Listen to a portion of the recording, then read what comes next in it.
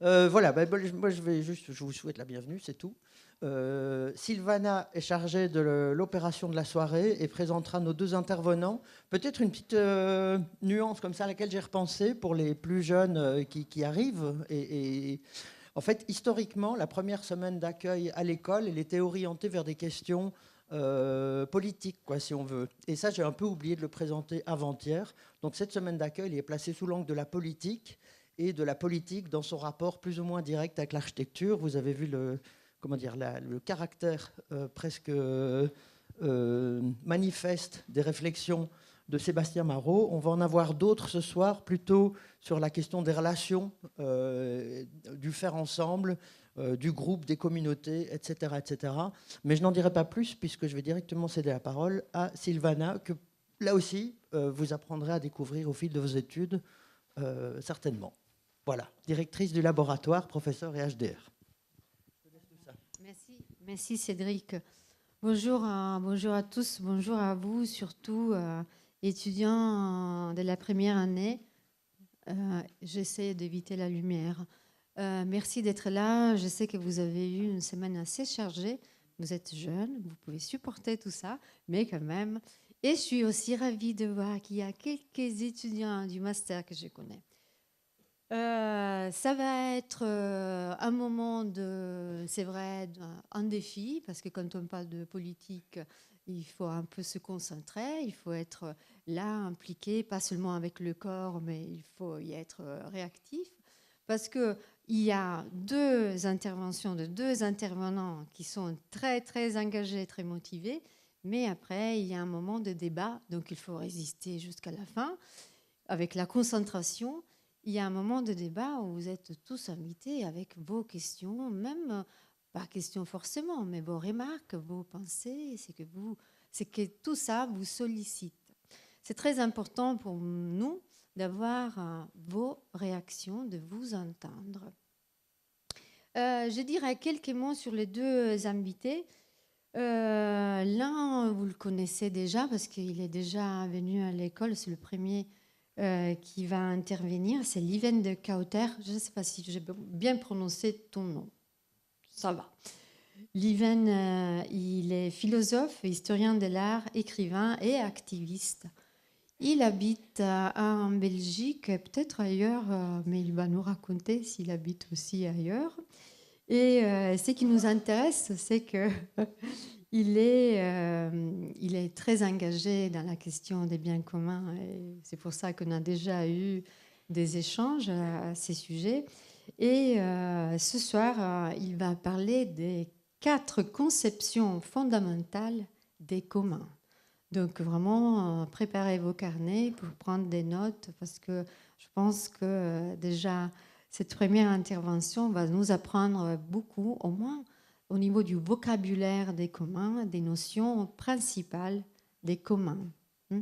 C'est quoi la notion de bien commun, la principale, qu'est-ce qu'on entend, qu'est-ce que ça nous fait penser quand on dit bien commun, etc.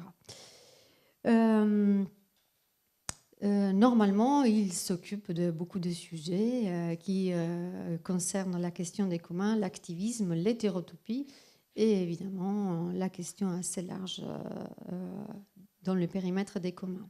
La deuxième intervenante, donc c'est pas dans l'ordre d'importance, mais c'est l'ordre que eux-mêmes ils ont choisi de tenir. C'est Joanne Pouzinc, qui a déjà fait une intervention, mais en distanciel à l'école. Voilà, on l'a sous nos yeux. Et elle est architecte, chercheuse, et elle est enseignante et commissaire indépendante basée entre Toulouse et Berlin. Donc elle va après nous expliquer un peu comment elle fait toutes ces choses. J'avais oublié de dire, c'est le cas de le dire, les deux intervenants sont deux enseignants. Donc, à toutes les activités, ils relient aussi l'activité d'enseignement. Ce soir, elle va nous parler d'apprendre à concevoir l'hospitalité, stratégie concrète pour accueillir l'altérité. Il y a déjà beaucoup de notions et beaucoup de concepts dans l'intitulé. Donc, déjà, ça nous donne beaucoup de curiosité. Elle s'occupe normalement des pratiques collaboratives situées. Déjà, ce mot nous renvoie à beaucoup de notions et des concepts. L'adjectif situé, ça nous parle déjà beaucoup. Et elle s'occupe d'architecture relationnelle et capable. Donc, elle nous parlera aussi des capabilities, peut-être. On va voir, on va découvrir. Donc, je laisse Liven commencer et je vous prie tous de rester très attentifs et de attendre la fin pour participer à cette table. Bonjour à tous et à toutes. Je suis très content d'être ici. J'aime déjà cette école. C'est la deuxième fois, donc... non? Oui? Non, ça va pas? Oui, oui. Les communs, ça parle du partage, donc j'ai pris quelques cadeaux pour vous donner. Le premier cadeau, c'est ce livre qui est très cher. Je ne peux pas détailler, mais c'est un cas grave de socialisation des coûts et privatisation des gains. Enfin, soit, donc il coûte à peu près 100 € quand tu veux l'acheter chez Routledge.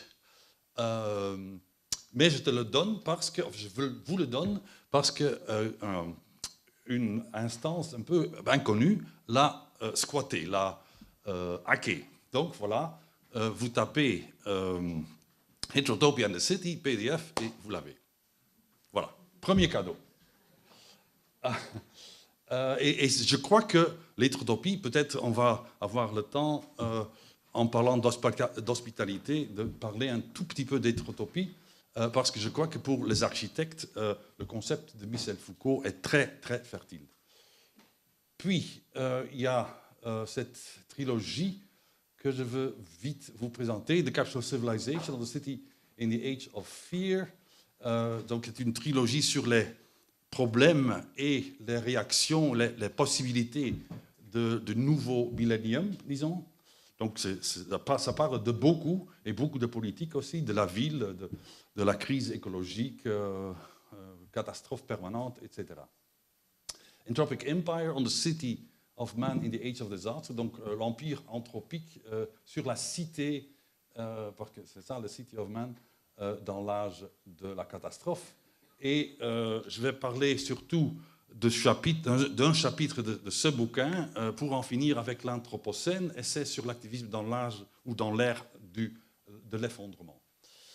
Parce que dans ce bouquin, donc, il y a toute une partie qui parle des communs, mais surtout en faisant des cours pour presque 10 ans sur ce thème, je me suis rendu compte qu'il y a un texte que je n'ai pas écrit. Et j'ai pris l'occasion de vous l'écrire. Voilà. Donc voilà, c'est le troisième cadeau, parce que je vais vous envoyer, enfin je l'ai déjà fait en fait, Jessica l'a déjà vu, et peut-être Xavier et Cédric l'ont vu aussi. J'ai envoyé donc ce bouquin qui n'est pas libre sur Internet, mais j'ai envoyé le PDF.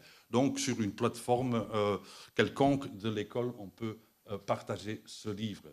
Mais donc le cadeau, je dirais, suprême pour ce soir, c'est que j'ai fait et traduit un texte pour vous. Parce que ce texte n'a pas été écrit. Donc j'explique tout ça en fait dans l'introduction. Je profite de cette invitation. Oui, ok. Je profite de cette invitation de l'année académique, en fait, dans cette vénérable École nationale supérieure d'architecture de France pour finalement faire mes devoirs. Donc, c'est un texte que j'ai raté et que j'ai écrit pour cette occasion. Il n'est pas très long, donc je crois, mais je ne vais pas le lire. Donc, voilà. On peut retourner sur l'image. Un slogan que Xavier, sans doute, va aimer. Qui est le fond, je crois, des communs. Parce que pour comprendre les communs, et pourquoi c'est important aujourd'hui, il faut voir ça comme une sorte de renaissance ou de ressurgence ou d'émergence historique que les communs étaient oubliés. Même moi, ça n'existait pas. Il y a quelques années, je suis entré dans une librairie pour demander « donne-moi n'importe quel bouquin sur les communs ». Il n'y en avait pas. Donc c'est assez récent. Enfin, maintenant, c'est devenu quand même un peu à la mode dans la théorie, mais l'histoire a rasé les communs, a aussi rasé les communs comme façon de penser.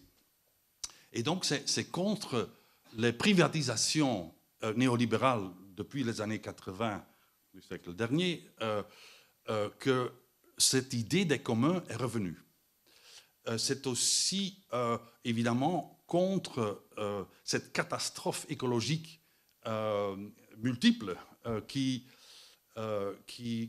en fait, est un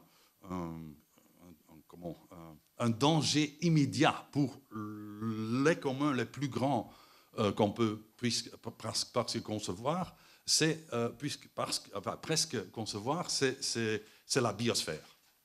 Et donc l'idée qu'il faut défendre le commun, les communs, c'est dû à cette situation historique qu'est la crise écologique et donc l'anthropocène, l'ère de l'homme qui est presque inscrit dans la géologie. Mais on n'a pas le temps de développer ça.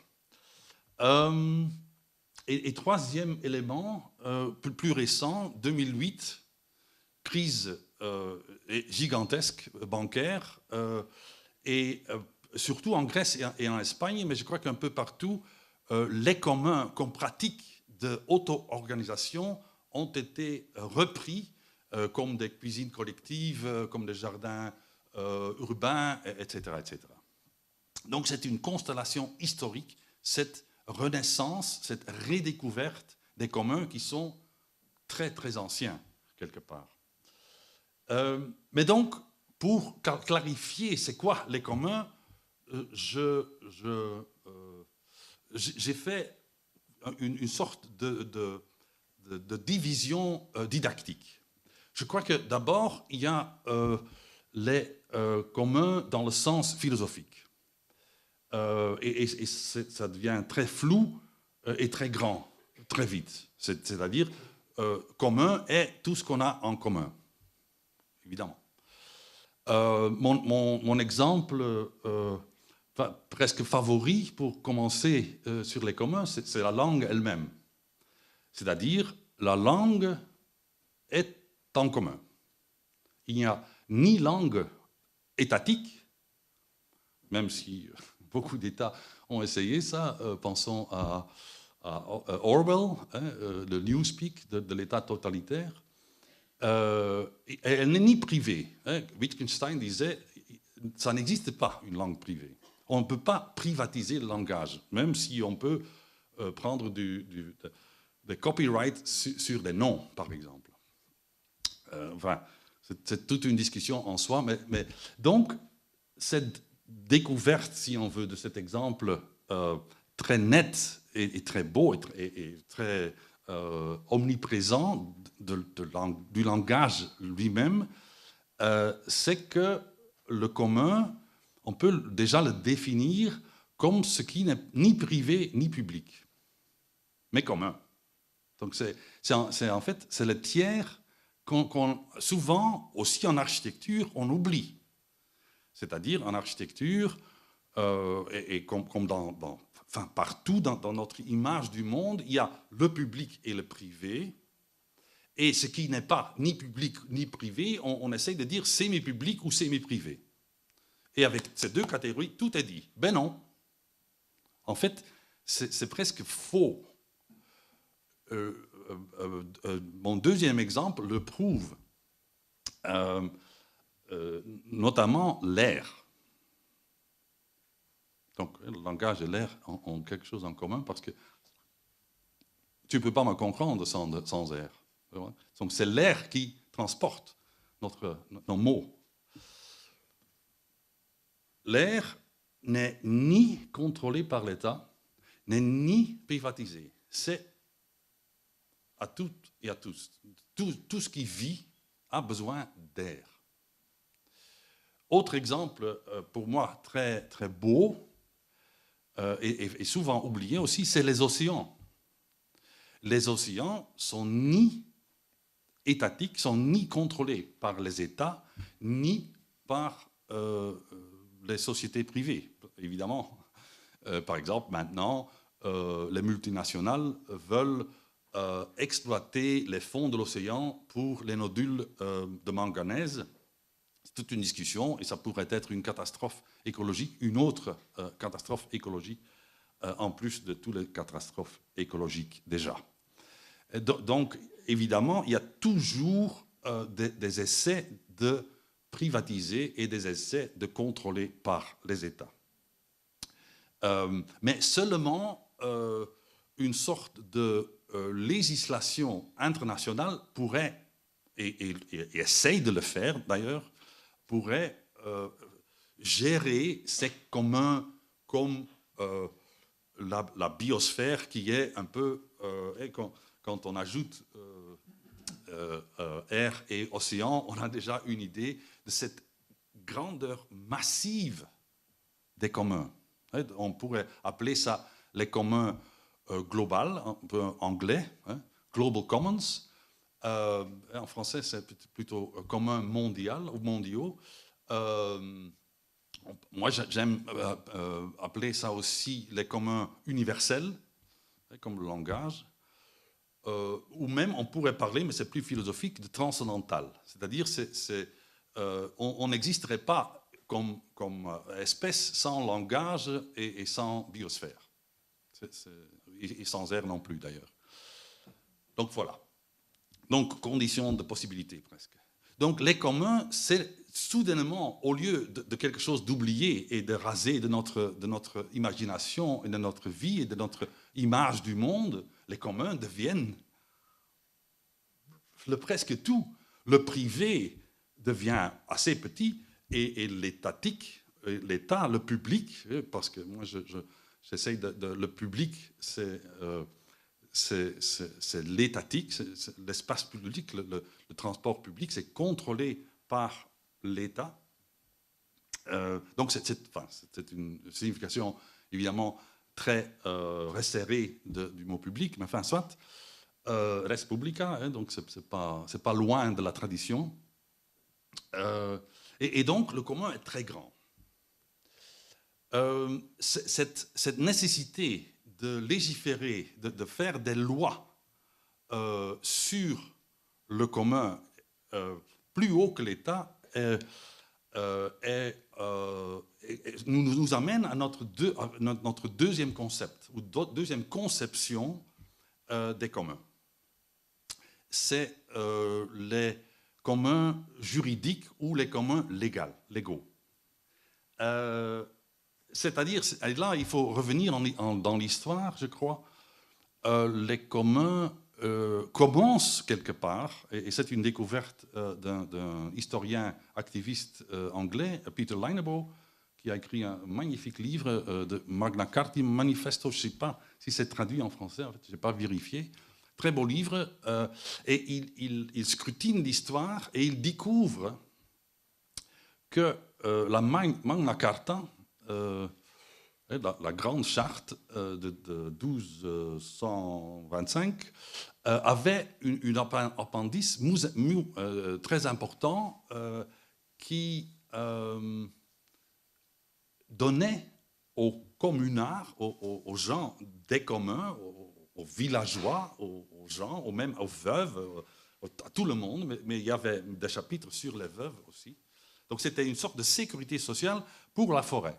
La forêt, tu avais accès à la forêt, tu pouvais recueillir des champignons, tu pouvais pêcher, tu pouvais, très important, récolter des bois sèches, parce que, pour cuisiner, pour se réchauffer, pour rafistoler le toit. Enfin, donc le bois était très important.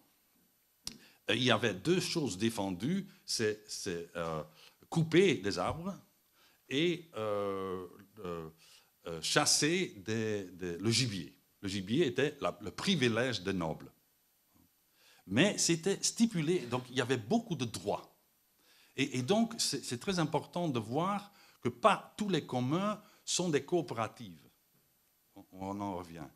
Donc, et je crois que ce commun légal a un grand futur parce que, comme les accords de Paris, on essaye de trouver une sorte de cadre légal pour, juridique pour gérer ces biens communs qui sont, enfin, la planète, on dit la planète, enfin, c'est la biosphère, c'est pas la planète qu'on va gérer, les volcans sont ingérables, même si, bizarrement, par exemple, les tremblements de terre ont des liens statistiques avec le réchauffement planétaire. Enfin, soit, ça c'est un autre chapitre sur l'Anthropocène.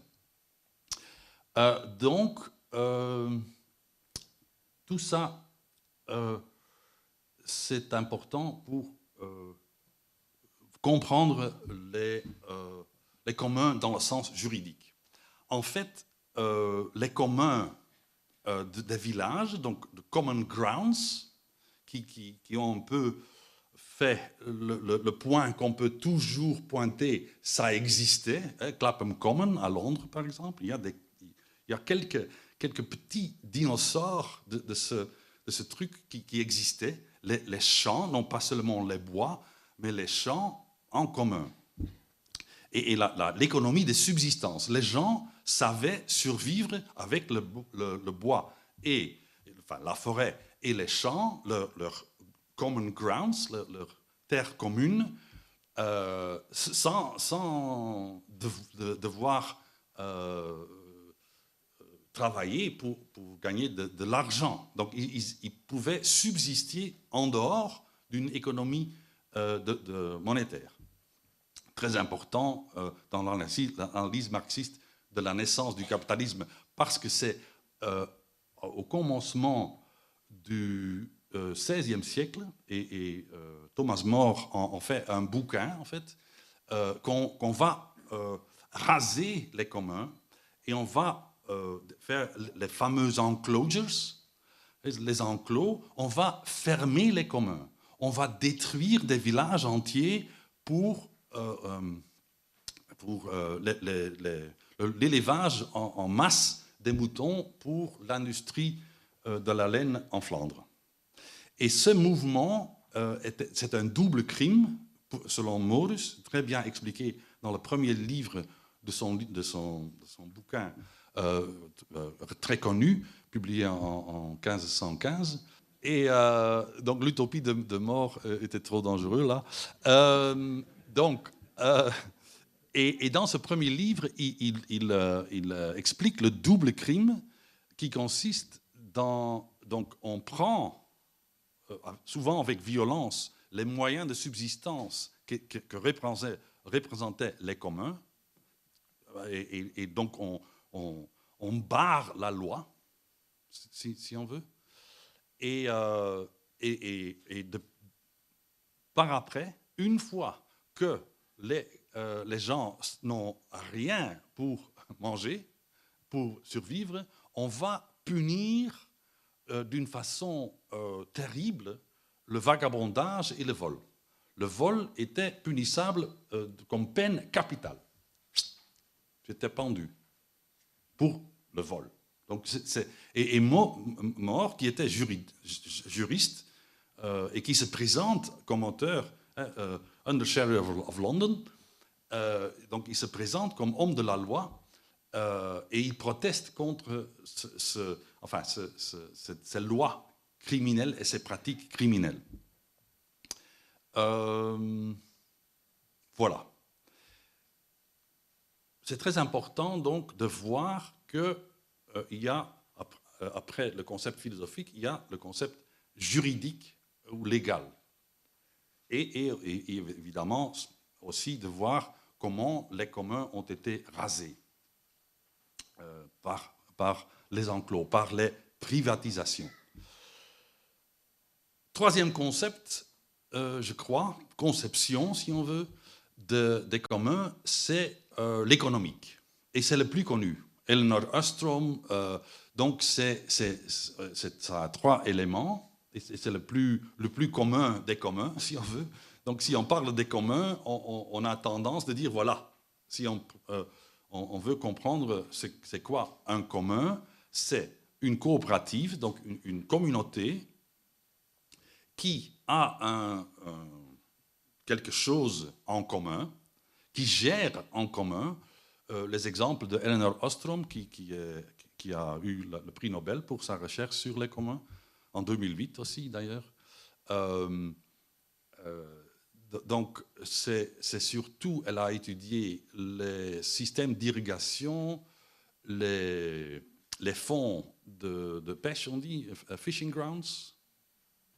Oui, fishing grounds, donc c'est-à-dire, c'est un bout de mer ou un bout de lac pour ne pas, grand problème aujourd'hui d'ailleurs, pour ne pas vider le lac ou vider la mer. Ce qu'on est en train de faire d'ailleurs. Donc, les mers, encore, on a déjà vu ça, les mers encore sont mal gérées comme communs. Et le troisième exemple, c'est des champs des Alpes. Donc, et elle suit ça dans des pays différents et dans des époques différentes. Donc, et donc, le troisième élément, donc on a la communauté, on a l'objet, si on veut, common pool resource, ressources communes, et le troisième, c'est les règles, le système, l'auto-organisation pour voir qu'il faut maintenir le système d'irrigation et il faut régler que tout le monde prend assez, mais pas trop. Parce que sinon, si quelqu'un prend trop, il n'y a plus rien. Voilà. Donc, les communs sont une sorte d'organisation horizontale, souvent une organisation qui est self-organized, qui s'auto-organise et qui est assez horizontale et qui, de temps en temps, se réunit pour discuter des problèmes et, par exemple, réparer le système d'irrigation, ou etc., etc. Voilà, donc c'est ça les communs dans le sens le plus employé. Une coopérative, une communauté qui se auto-organise pour gérer, par exemple, maintenant, beaucoup d'entreprises alternatives sont en fait des communs. Et souvent aussi les jardins, donc le urban farming, l'agriculture urbaine est basée sur un principe de auto-organisation horizontale. Ce qui nous mène au quatrième concept, c'est le concept politique, ou la conception politique des communs. Laval et Dardot, ou Dardot et Laval, ont écrit un gros bouquin commun, sans S. Et ils ont pris cette idée un peu d'autres philosophes, Negri et Hart. Je pourrais vous conseiller de le lire, mais c'est costaud. C'est une brique, c'est vraiment une brique, et c'est pas une introduction. Donc, fais gaffe.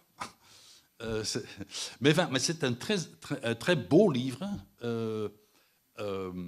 et là, c'est très convaincant de dire non, les communs ne sont pas en fait un principe d'abord économique, donc ils critiquent un peu cette vision économiste des communs. Ils disent les communs, c'est politique. C'est une praxis, donc c'est une pratique d'auto-instauration. On fait les communs. Il n'y a pas de commun donné. Il n'y a qu'un commun instauré. Il faut dire, voilà, on va gérer, par exemple, le système d'irrigation. On va gérer ce qu'on fait d'un bois, d'une agriculture urbaine. Donc c'est toujours politique. Et là, il réinvente quelque chose de cette tradition anarchiste surtout Proudhon, c'est une sorte de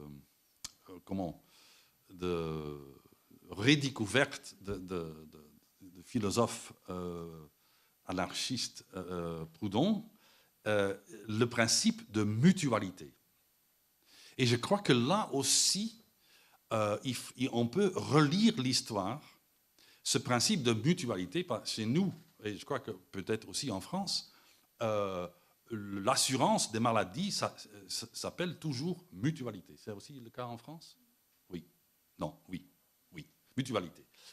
Donc on le dit, enfin ça m'a coûté presque toute une étude philosophique pour me réaliser que le mot qu'on emploie comme un mot qui ne signifie rien que une assurance contre la maladie est en fait un mot très éthique, très politique, très philosophique.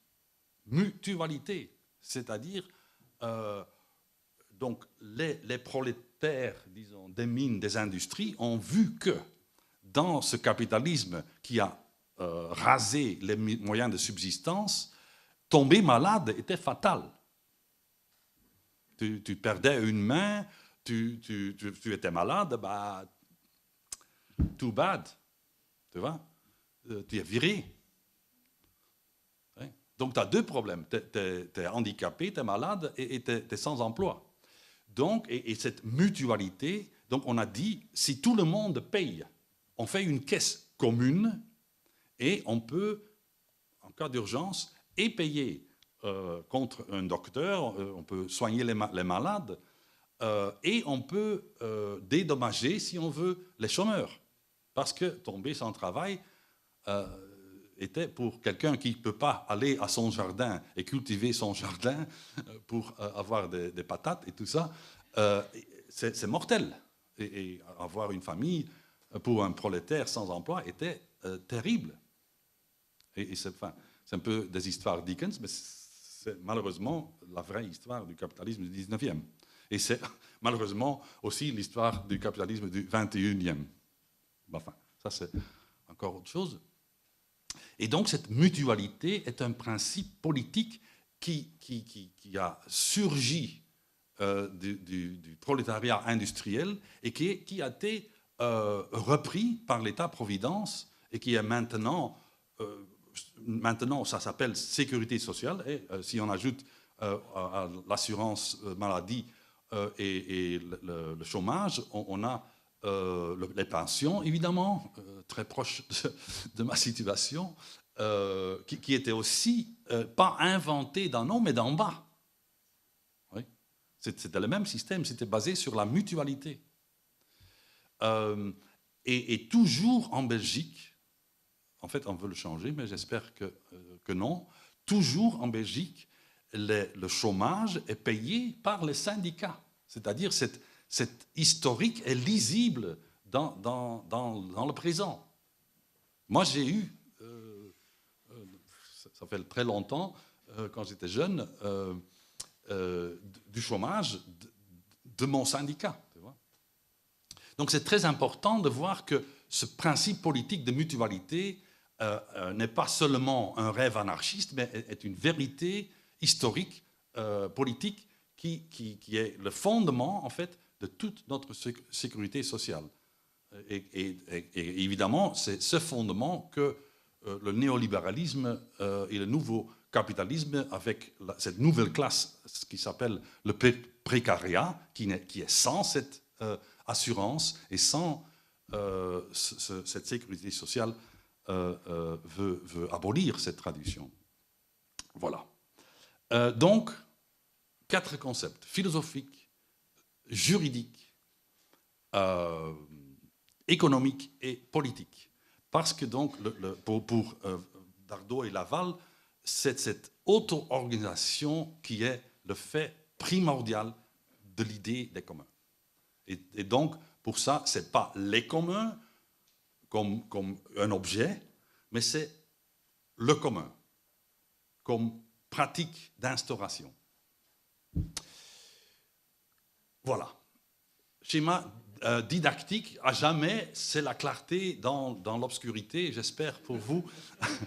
Enfin, au moins c'est pour moi parce que souvent, beaucoup de malentendus dans des discussions sur les communs, c'est parce qu'on ne sait pas de quoi on parle en fait. Ouais. Maintenant, on sait de quoi on parle et on verra si ça s'applique. Évidemment, risque, la réalité est hybride. Par exemple, prenons un parc auto-organisé comme Park Farm, avec un jardin collectif, avec une serre où on fait des activités bio, des concerts, etc. C'est subventionné par la ville, donc l'État.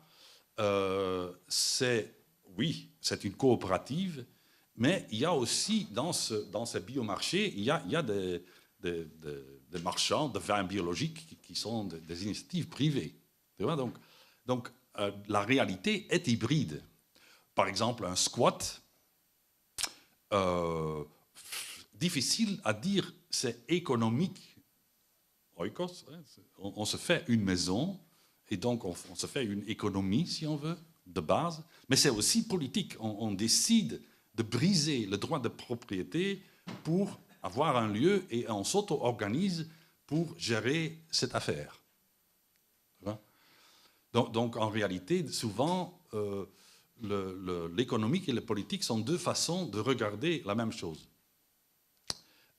Et comme le philosophique d'ailleurs aussi. Donc en réalité, on peut souvent voir que c'est pour ça que c'est des formes de commun, mais c'est aussi des angles sur les communs.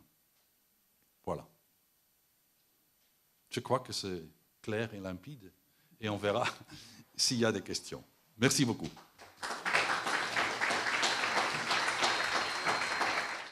Bon, deux invités, deux styles différents. Moi, quand je suis invitée avec des philosophes, je prépare tellement bien que j'écris tout. Donc j'espère que vous avez profité d'un rythme engageant, parce que là, maintenant, ça va être ultra sérieux. Petit préambule, je vais parler en inclusif. Alors pourquoi ? Quand on parle d'hospitalité ou de commun, j'essaye d'inclure au maximum de monde. Donc j'écris en écriture inclusive. Malheureusement, à l'oral, c'est un petit peu difficile et j'y suis pas trop habituée. Donc pour éviter de toujours répéter les mêmes choses, parfois je vais parler au masculin, d'autres fois au féminin, d'autres fois les deux. Et je vais essayer d'équilibrer tout ça. Et je pense que c'est important. Voilà. Je suis très contente d'être là, pour de vrai, du coup, parce qu'il y a 2 ans, ou un peu plus, j'étais invitée à donner une conférence qui n'avait pas pu se donner.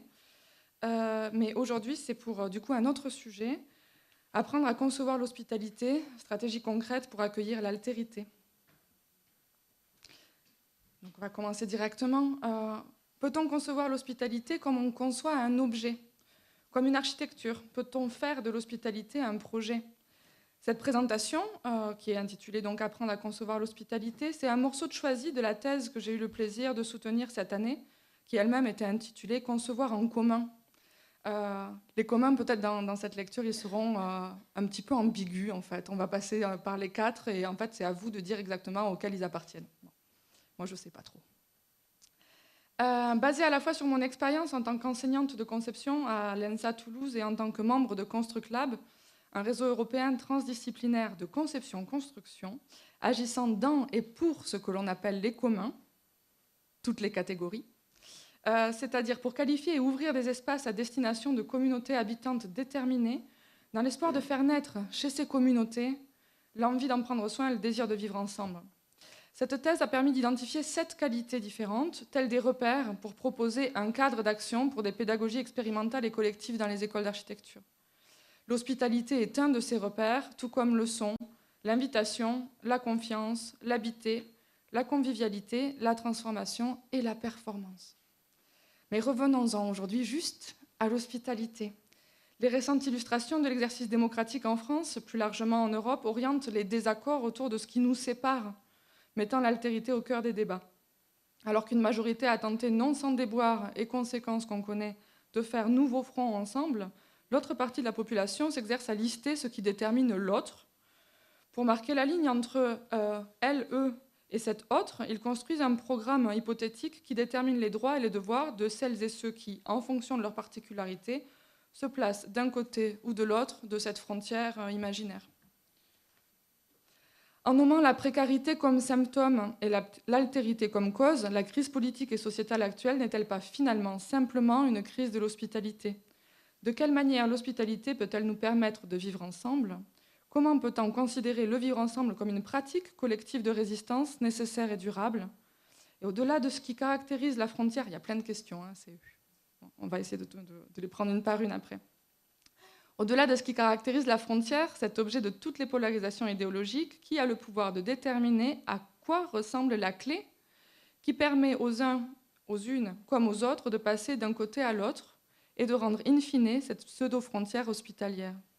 Comment concevoir des espaces qui permettent aux unes et aux autres de se rencontrer, de s'accueillir mutuellement ? Vous avez une drôle de mission en tant que futur architecte. Au printemps 2023, dans le cadre du Festival d'art contemporain du Nouveau Printemps, en collaboration avec le réseau Construclab et l'atelier Architecture Capable, c'est un atelier de conception de 2e année à l'ENSA Toulouse, nous avons contribué à l'ouverture temporaire d'un espace d'hospitalité fermé au public quelque temps auparavant. Au cœur d'un patrimoine emblématique, au centre-ville de Toulouse, les bâtiments de l'hôpital Lagrave semblent en suspens. Coincés entre un avenir culturel poussé par les politiques publiques de la ville et une fonction hospitalière, pourtant toujours présente, mais complètement invisibilisée. En septembre 2023, l'ouverture de la chapelle de l'hôpital Lagrave, comme espace muséal, marque un tournant dans les orientations du patrimoine bâti de l'hôpital. À l'instar d'autres propriétés foncières patrimoniales hospitalières en France, l'hôpital Lagrave affirme sa mutation culturelle en racontant son passé médical et en omettant soigneusement d'inclure dans cette histoire les fonctions soignantes toujours présentes sur les lieux. La chapelle, qui était alors refuge, devient sanctuaire et la cour Sainte-Monique adjacente, jusque-là espace de repos et de repli, se transforme de fait en sortie de secours. Si toute transformation entraîne nécessairement des modifications d'usage, la fermeture de la grille d'accès à la cour Sainte-Monique reste une conséquence inattendue, considérée indispensable et anecdotique pour certains et certaines, mais qui se révèle dramatique pour les soignants et soignantes travaillant à la reconstruction des relations humaines et sociales pour des populations en souffrance. Alors nous, on a joué avec des transgressions raisonnables pour rendre les limites poreuses. Nous avons collectivement tenté de concevoir la bonne clé, celle qui permet d'ouvrir de manière durable ce qui a été fermé. Par l'action et la performance collective, dans un cadre pédagogique et artistique, cette expérience nous permet de questionner les conditions qui régissent l'accès aux espaces publics urbains. Nous plébiscitons le commun comme stratégie de développement sociopolitique durable. Toutefois, la clé du commun est un objet issu d'un processus de conception, tel que la grille, le mur et l'ensemble du bâti, mais aussi l'institution et sa gouvernance. En essayant différentes manières d'ouvrir la grille, l'expérimentation in situ du Jardin de Sainte-Monique propose des pistes pour concevoir l'hospitalité comme une pratique active et partagée. On va commencer par définir ce qu'est l'hospitalité. Donc, selon le Centre national de ressources textuelles et lexicales, l'hospitalité est le droit réciproque pour celles et ceux qui voyageaient de trouver, selon des conventions établies entre des particuliers, des familles, des villes, gîtes et protections les uns chez les autres. Avant toute chose, l'hospitalité définit donc une limite entre ce qui est considéré chez soi et le reste du monde, et le devoir de celle et celui qui accueille d'ouvrir cette limite à l'étranger ou étrangère qui s'y présente. La nature de l'hospitalité est donc liée au dessein de cette limite. Selon l'architecte et auteur Léopold Lambert, éditeur du magazine The Funambulist, l'architecture comprise en tant que discipline qui organise les corps dans l'espace porte la responsabilité politique de la séparation. Je cite : « Chaque ligne tracée par les architectes se transforme en mur, matérialisant un assemblage physique dont l'intégrité structurelle est presque toujours plus grande que la somme des énergies que des corps sans outils puissent développer. Une telle organisation ne saurait être apolitique, tant le positionnement des corps et leurs mouvements représentent des enjeux politiques majeurs. La manière dont les murs matérialisent des frontières, des couloirs, des salles, est informée par ce qu'on veut faire des corps, les immobiliser, les déplacer, les rassembler. Par cette prise de conscience, l'architecte est contraint de se rendre face à l'impossibilité de l'innocence. Toutefois, si l'hospitalité est à la fois définie par la limite et par le rôle de l'accueillant, alors le caractère de son dessin dépasse les dualités dedans-dehors, inclus-exclu, etc. Ici, Lambert donne à l'objet clé, qui lui est inclus dans un système plus large, clé, serrure, porte, mur, etc., une volonté politique de séparation des corps contenue de fait dans la notion de propriété privée du régime d'acquisition. De son côté, l'architecte et chercheuse Marina Otero-Versier qualifie cette notion de propriété de croyance insensée, dans la mesure où la propriété est une notion fabriquée qu'il est possible de remettre en question à travers la pensée décoloniale, au même titre que la clé, la grille ou le dessin de la grille. Je cite, « Et soyons honnêtes, l'idée que quelqu'un peut réellement posséder un espace, une table, une pièce, un terrain, un pays, un monde. L'architecture entretient cette croyance insensée en traçant des lignes entre l'intérieur et l'extérieur, entre ce qui est mien et ce qui est vôtre. L'architecture entretient cette croyance insensée et fascinante qui crée des limites de propriété et définit ce qui est approprié, qui définit un ou une hôte et un ou une invitée et les lois qui orchestrent les relations entre elles. Quand les institutions et ou les collectivités publiques ferment des grilles, elles agissent en tant que propriétaires privés plutôt que comme gestionnaires publics ou communs, garantissant l'égalité d'accès par la restriction, c'est-à-dire personne ne peut rentrer, plutôt que par l'ouverture, là où tout le monde peut rentrer.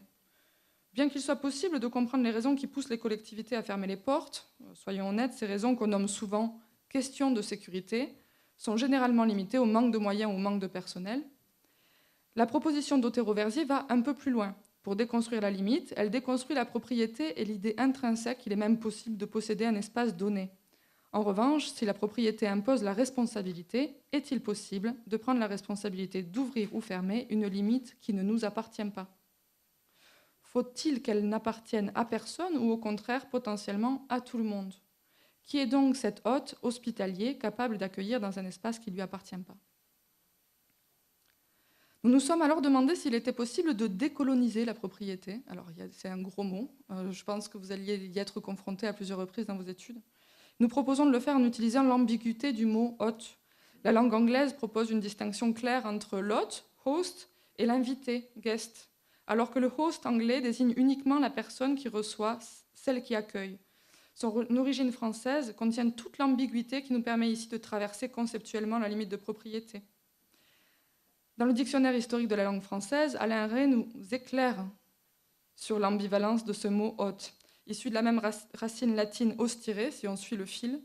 D'un côté, on a l'hôte, qui est à la fois « hostis », au sens de l'étranger, l'ennemi, celui qui est accueilli, dont « hostile » est un dérivé, ainsi que les mots « hospes » et « hospitis », donnant à la fois l'hôte au sens de celui qui accueille, hôtel, hôtelier, et l'hospitalité, hôpital, hospitalier, etc.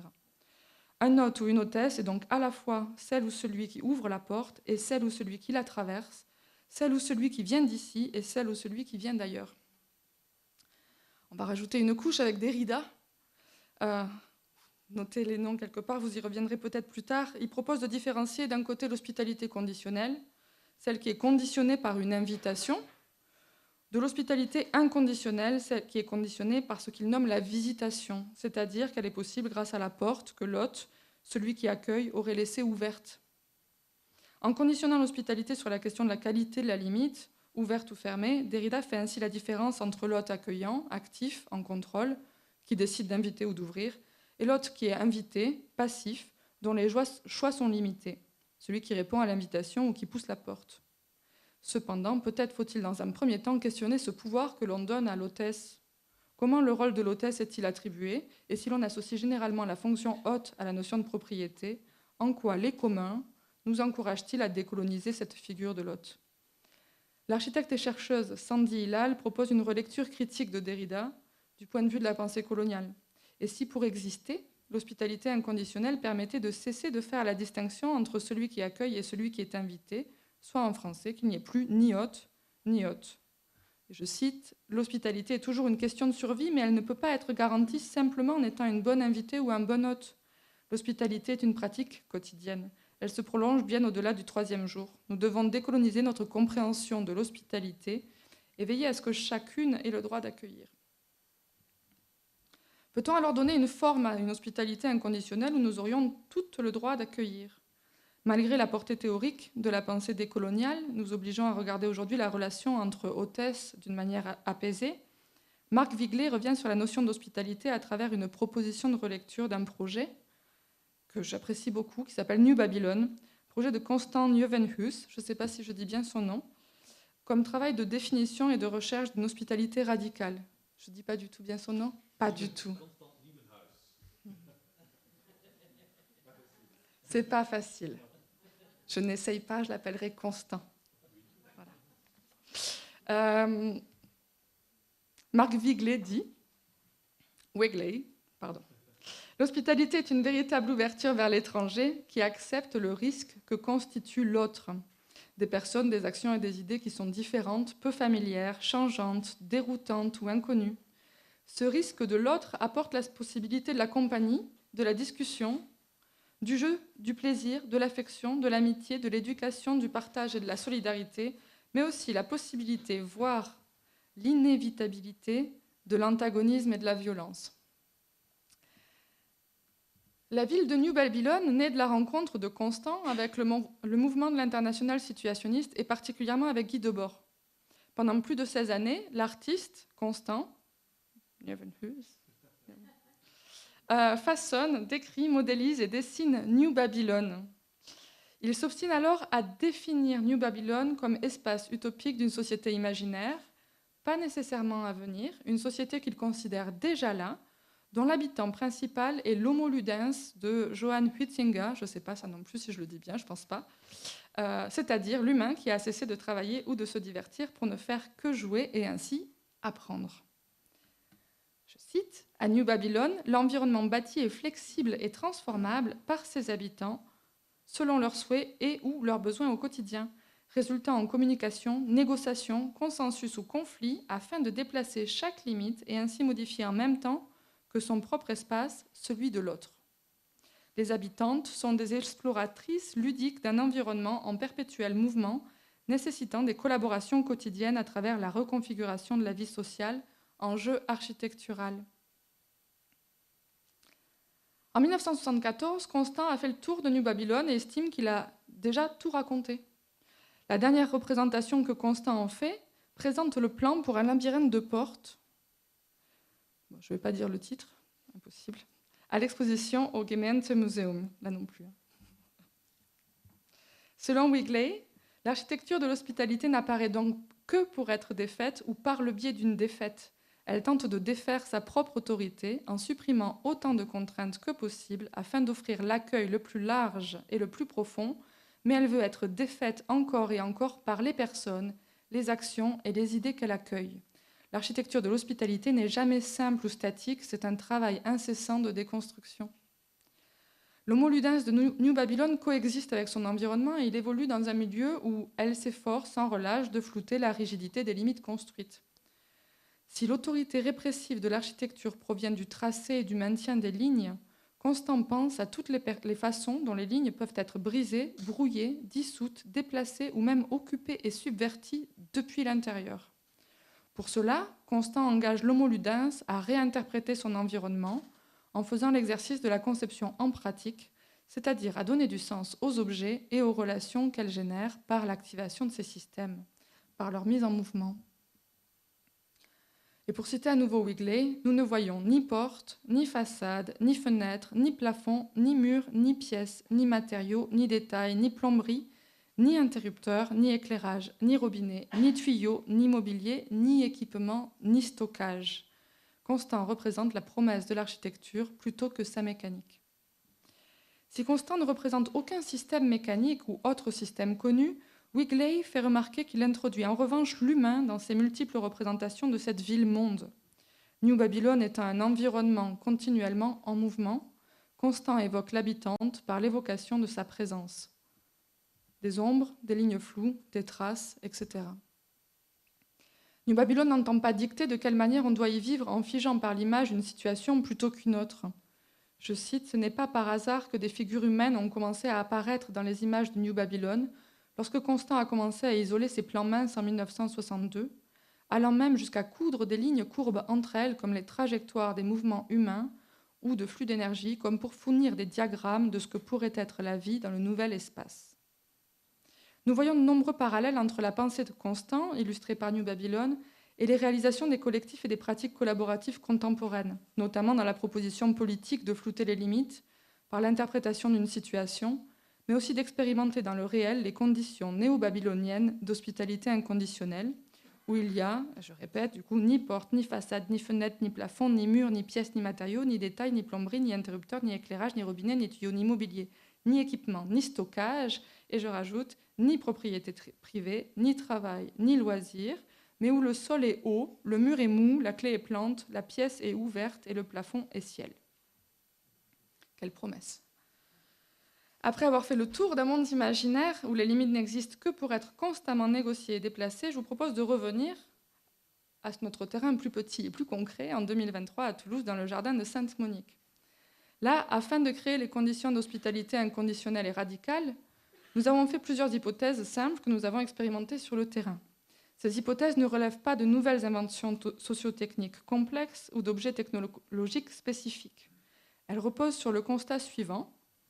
Pour que nous nous accueillions les uns et les unes et les autres, il ne faut pas nécessairement que toutes les hôtesses deviennent de manière permanente des hôtes accueillants. Il faut en revanche qu'ils et elles partagent la même fonction, en d'autres termes, soit qu'ils soient du même côté de la limite, soit qu'il n'y ait pas de limite, ni matérielle, ni symbolique, ni fonctionnelle. Pour cela, à partir des observations et expériences que nous avons menées collectivement et de différentes expériences préalables auprès de pratiques collaboratives en architecture, nous avons identifié plusieurs possibilités autour des caractéristiques de la clé, de la limite, de la définition du rôle de l'hôte. Pour que nous puissions nous accueillir les uns et les autres, il est ainsi possible de multiplier les clés et donner une clé à celui ou celle qui accueille, considérant qu'entre hôte et hôte, il n'y a plus d'un côté celui qui reçoit et de l'autre son ennemi étranger, mais bien deux âmes généreuses capables de se recevoir l'une et l'autre. 2. Partager une clé commune, ce qui définit alors la nature de l'hôtesse, celle qui accueille et celle qui reçoit, en fonction du côté où l'hôte se trouve au moment où l'autre arrive, chacune prenant alternativement le rôle d'hôtesse accueillant ou d'hôte accueilli. Enlever la clé et concevoir les fractions. Les hôtesses partagent toutes le statut d'étrangère et les moyens de transgresser la limite sont donnés à tous. Stratégie numéro 4, enlever le mur, la grille et la porte, donner l'accès à toutes, sans distinction, créer les conditions de la confiance et prendre le risque que rentrent des personnes qui ne veulent ni être accueillantes ni être accueillies. Stratégie numéro 5, donner le rôle d'hôte accueillant à une personne neutre qui a pour rôle de transformer tous les hôtes étrangers en potentiels hôtes accueillants. En d'autres termes, il s'agit de nommer un concierge volontaire. Stratégie numéro 6, décentraliser le rôle d'hôte accueillant, c'est-à-dire assurer collectivement le rôle de concierge et transmettre ce rôle à celles et ceux qui viennent. Lorsque l'on s'intéresse au projet collaboratif et au nouveau commun, on se rend compte que la nature de la clé, les conditions de partage et la qualité de l'accueil fait souvent partie de l'histoire. À la Floating University à Berlin, la clé se trouve, je vous le dis, dans une boîte à l'entrée. Et le code, qui n'a pas changé depuis 2018, est partagé entre les membres de l'association qui ont pour mission, entre autres, d'accueillir celles et ceux qui viennent selon des règles qu'ils négocient et valident collectivement en permanence. À l'hôpital Pasteur, à Rennes, qui est devenu depuis l'hôtel Pasteur, Sophie Ricard nous apprend qu'il n'y avait pendant la phase expérimentale qu'une seule clé qui circulait entre les services hospitaliers et les initiatives associatives et artistiques, engageant un dialogue quotidien permanent, en même temps de renforcer les liens et la confiance. Tout au long du projet, il n'y aura, je cite, qu'une seule clé, d'ailleurs, qui toutes ces années passera de main en main sans jamais être perdue. Au Design Museum à Gand, en Belgique, les artistes Bert Villa et Anko de Jong, je pense que ce n'est pas non plus la bonne prononciation, démontent la clôture et en exposent le détail. Des pièces de métal récupérées, ils fabriquent des poignées de porte et ils réparent le trou qu'ils ont créé par des barreaux mobiles. Ils offrent ainsi une nouvelle entrée possible mais non permanente, étrange et dissimulée, comme pour rappeler l'histoire de cette institution dont l'ouverture a été possible lorsque des activistes sont rentrés par effraction pour en démarrer l'occupation. Ou il y a encore les projets de Construclab, comme l'Arche, toujours à Gand, le cours de l'eau, monts invisibles, monts réels, où la métavillade existe, et bien plus encore, où les architectes habitent ou développent une pratique quotidienne sur place, le temps d'un projet, et où toutes se partagent le rôle de concierge et la mission d'accueil. Ainsi, pour évaluer la nature de l'hospitalité d'un lieu ou d'un projet, peut-être faut-il commencer par comprendre de quelle manière il est possible d'en obtenir la clé. Le cas du jardin de Sainte-Monique et ses conditions d'ouverture correspondent à la manière dont Constant imagine l'évolution des limites, négociées dans Nous Babylone. Chaque nouvelle situation appelle une nouvelle réponse possible, complémentaire, venant transformer successivement la situation initiale. Parmi les différentes hypothèses que nous avons évoquées, chacune correspond à un fragment d'une plus grande composition, utile à un moment donné, dans un contexte donné, combiné avec les autres fragments de la situation présente. Aujourd'hui, il est possible de retracer à reculons les différentes étapes qui ont marqué l'évolution de l'ouverture du site et ainsi les différentes itérations de la bonne clé, celle qui permet de transformer le site en lieu d'hospitalité. Dans un premier temps, répondant à l'invitation institutionnelle dans le cadre du Festival d'art contemporain du Nouveau Printemps, la clé du jardin a pris la forme d'une convention d'occupation temporaire régissant les règles d'ouverture et de fermeture, nous donnant un droit d'usage sous conditions strictement formulées. Alors là, contrat. Pour accéder à la cour, l'occupant devra chaque jeudi ou vendredi se signaler auprès du PC sécurité de la Grave afin que la grille de la cour puisse être ouverte. Il se signalera également lors du départ en fin de journée pour fermeture de la cour. Pendant la journée, l'occupant rabattra la grille sans la fermer lorsqu'il sera présent dans la cour. L'occupant veillera à ne pas laisser la cour sans quiconque à l'intérieur, sans que le PC n'en soit préalablement averti. L'occupant est informé qu'il devra attendre que le PC soit disponible pour venir fermer la grille. Nous, ce qu'on entend quand on lit ça, c'est tout ce qui n'est pas dit et ce qu'on a le droit de faire. Les premières interventions du groupe de projet de l'ENSA Toulouse, en collaboration avec les membres de Construclab, se sont faites avec la méfiance institutionnelle, institut d'une longue histoire d'intérêts divergents, de prise de position conflictuelle et de manque de communication directe entre l'hôpital d'un côté et la ville de l'autre.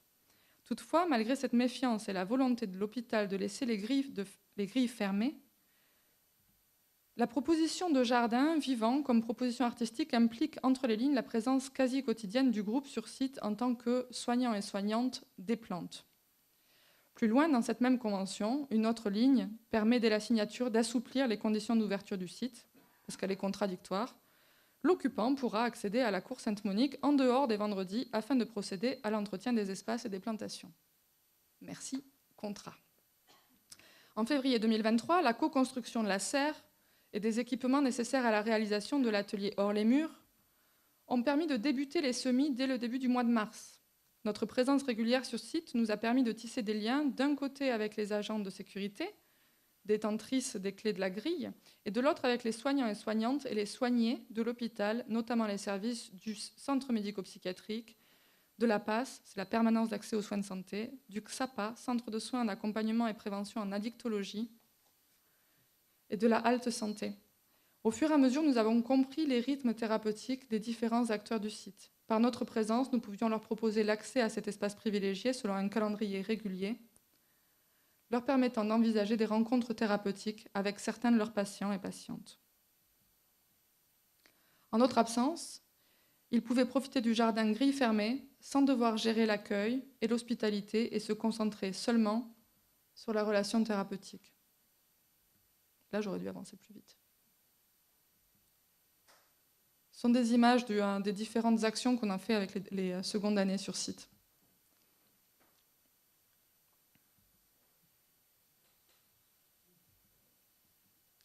Et ça, ce sont les patients qui dansent. N'ayant pas accès à la clé en tant qu'objet, l'obligation de soins est devenue sésame. La phrase « Bonjour, je viens m'occuper du jardin dans la cour Sainte-Monique » prononcée poliment aux agents de sécurité permettait d'ouvrir la grille. Au fur et à mesure, nous avons partagé cette phrase clé avec les étudiants et les étudiantes, les soignants et soignantes, et certains des patients et patientes assumant collectivement la mission d'hôte et assurant, le cas échéant, la médiation du jardin auprès des nouveaux hôtes pour transmettre l'implicite par la rencontre et le soin. Pendant le festival, le jardin a accueilli de nombreuses activités autour du soin et des plantes. Nous avons invité différents intervenants pour transformer les plantes médicinales que nous avions fait pousser et produire ensemble. De nouvelles rencontres par le biais de l'apprentissage partagé. L'ouverture du festival, bien qu'attendue, a transformé radicalement la relation des habitantes du site au lieu. Pendant un mois, le Jardin de Sainte-Monique a permis de rendre visible la présence de la pratique du soin sur le site auprès d'un large public, alors convaincu qu'il n'y avait plus de services médicaux sur le site de la Grave.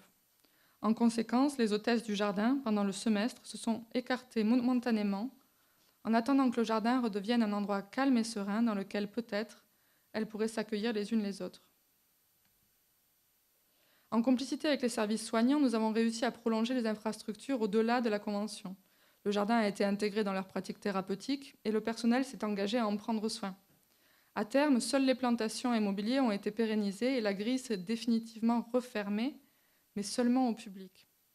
Plus d'un an après, les personnels des différents services de l'hôpital, qui n'avaient jusqu'alors plus aucun contact entre eux, œuvrent aujourd'hui pour de nouvelles conditions d'ouverture de la grille. Ensemble, ils prennent soin collectivement du jardin. Entre services dont le jardin a permis la rencontre, elles font fluctuer les caractéristiques de la clé, des limites et de l'hôte, perpétuant l'hospitalité comme un acte de transgression raisonnable, surtout indispensable. En complice ou peut-être en pirate, elles partagent la nouvelle clé comme un secret. Cette nouvelle clé n'est ni strictement ni matérielle, ni strictement symbolique. Ensemble, elles partagent toutes les futures clés qui restent à concevoir, que ce soit un caillou dans la porte, un nouveau sésame, une nouvelle lettre à Monique, une future convention, de nouvelles infrastructures ou de nouvelles relations, afin de pouvoir continuer de s'accueillir les unes et les autres au jardin. Alors si, comme le propose Léopold Lambert, l'architecture comprise en tant que discipline qui organise les corps dans l'espace porte la responsabilité politique de la séparation, il me semble capital que l'architecte et l'architecte en devenir fassent l'expérience le plus tôt possible de négocier durablement l'ouverture d'une porte fermée pour comprendre qu'il est souvent plus facile de se contraindre à ne pas dessiner de lignes plutôt que d'essayer de l'effacer. Je vous remercie pour votre attention et je me réjouis de la conversation.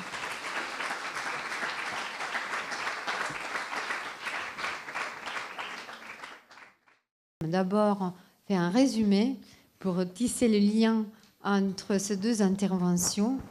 Et d'abord, là, il y a les étudiants en master qui en savent un peu plus. Et pour les étudiants qui sont en première année, c'est vrai qu'on ne peut pas tout apprendre en un seul moment. Ce sont des concepts qui vont revenir, mais c'est bien déjà de commencer à avoir un peu de notions que petit à petit, on va apprendre aussi par des pratiques, aussi par des expériences. Je pense que ces deux interventions qui n'étaient pas concordées, c'est-à-dire que vous avez bien compris, chacun a sa vie, ils n'ont jamais travaillé ensemble, mais ils ont quelque chose de complémentaire et il y a des liens entre ces deux interventions. D'abord, merci Liven, parce que tracer franchement les 4 fondamentaux, moi ça fait des années que j'étudie les communs, tracer des fondamentaux et dire en synthèse qu'est-ce qu'est le commun. Et d'abord, quand je dis le commun, est-ce que je dois utiliser le singulier ou le pluriel, et en sachant que dans chaque langue, il y a des concepts qui ne sont pas exactement les mêmes. Par exemple, en français, je peux dire au pluriel les communs. En italien, je ne peux pas dire au pluriel les communs. Je suis obligée de passer par la notion de bien. C'est qui me dérange un peu parce que commons, en anglais, ça n'a rien à voir forcément avec un bien. Donc, vous voyez qu'il y a des subtilités et si vous parlez d'autres langues ou si vous venez d'autres pays et que vous avez d'autres langues aussi, ça peut être intéressant de s'interroger, comment je dirais, commons, commun, commun singulier ou pluriel. Donc là, je pense qu'on ne peut pas refaire, enfin c'est trop long, donc vous avez vu qu'il y a un aspect politique qui nous amène plutôt à dire le commun au singulier. Il y a un aspect, en revanche, plus général et qui nous amène à penser plutôt par les biens, oui, des objets parfois ou des pratiques, alors on utilise le pluriel. Et donc, merci déjà à Liven de nous avoir éclairé tout ça, parce que c'était déjà un défrichage très intéressant. Et ensuite, merci pour Joanne pour l'aspect des pratiques. Parce que si on veut à nouveau résumer qu'est-ce que le commun, les communs, franchement, moi, si je dois dire comment résumer, moi, je pense aux pratiques. Je pense à la définition de, par exemple, parmi les autres, parce qu'il y en a des tonnes désormais, de Pascal Nicolas Lestrade, qui dit le travail du commun avec des tirets. Travail, du, commun. C'est-à-dire qu'à chaque fois que je pense le commun, il y a un travail à faire. Ce n'est pas un commun qui est donné, forcément, comme l'air, l'eau, mais c'est un commun que j'ai construit. Et cette partie, c'est la partie qui nous intéresse le plus, évidemment, en tant qu'architecte. En tant qu'architecte, qu'est-ce qu'on pense? Il y a un projet, très bien. Par ces projets, je peux construire quelque chose. Et effectivement, les exemples un peu que vous avez tous les deux montrés, et surtout dans la deuxième partie, on a vu des exemples de construction du commun et des communs par des pratiques, donc par un travail des communs. Il y a aussi des mots, des notions qui sont en commun dans les deux interventions sur lesquelles je vous invite à réfléchir et sur lesquelles on peut ouvrir notre débat humblement, parce que oui, nous nous occupons des communs depuis des années, mais moi, je ne me sens jamais de me dire je suis spécialiste des communs. Je ne me sens jamais dans ce rôle, donc je m'occupe humblement des communs, mais à chaque fois que je rencontre quelqu'un qui s'occupe des communs, je découvre un univers, je me dis, ah, tiens, il y a encore beaucoup à apprendre. Et ça, c'est joyeux, franchement. Donc, au-delà de la complexité des communs, mais au fur et à mesure, on va découvrir les différents aspects, il y a des mots qui sont revenus. Mutualité. Hein, vous l'avez remarqué? On peut mutualiser, mettre en commun, parce que si on pense en société conviviale, on mutualise, on met ensemble, on met justement en commun. L'autre mot, c'est hôpital, hospitalité, bien sûr, soins. Ce sont des dimensions qui nous intéressent énormément en tant qu'architectes, parce que les architectes ne pensent jamais à leur projet, dans leur projet, qu'il y a une dimension soins. Comment on va soigner, comment on va réparer, comment on va maintenir les choses. Pourquoi? Parce que rarement on pense aux usages, alors que quand on fait un projet, eh ben, c'est la première chose. Qui va utiliser? Comment les gens vont utiliser? Quels usages vont se mettre en place? Et alors tout ça, ça crée un mouvement intéressant. Je ne sais pas qu'est-ce qui se bruit. Un mouvement intéressant qui donne de l'épaisseur à notre projet. Donc moi, sur une dernière phrase qui vient un peu de ces deux narrations qu'on a eues, tisser les liens de la confiance, je pense que c'est un peu ce qu'on peut tirer de ces deux interventions. Si on veut construire une société différente, si on veut penser aussi le projet différemment, en prenant en compte la dimension de l'altérité, en prenant en compte la dimension de l'accueil. Il n'y a pas d'accueil s'il n'y a pas de confiance. La confiance se construit. Ce n'est pas quelque chose de donné. Donc il y a une dimension projectuelle qui est énorme dans les communs. Donc normalement on associe les communs à quelque chose qui est donné, qu'on doit partager, ce qui est déjà beaucoup, parce que partager, ce n'est pas si évident. Déjà dans le partage, il y a du commun, mais dans la production du commun, il y a encore du travail à faire et c'est hyper intéressant pour nous en tant qu'architectes. Anselme, là, je te lance déjà dans le débat toi-même et peut-être que toi, tu peux aussi inviter les autres à se lancer sur ces notions. Oui, je pense que je vais inviter les autres à se lancer sur cette notion, ou en tout cas à tenter. Mais j'avais au moins une petite question pour essayer d'alimenter ça. C'était la question un peu du déjà là. C'est-à-dire que depuis quand même 1492, où on a on a découvert un pays qui était un peu à l'ouest, un continent qui était un peu à l'ouest, il y a quand même des rapports à la propriété, à des choses qui sont déjà là, et au fait que les puissances occidentales organisent le monde Et aujourd'hui, d'autant plus avec un peu des monstres qu'on aurait créés. Et ces choses-là organisent et laissent, entre guillemets, peu de place au commun ou à la création de communs, ou en tout cas à grande échelle.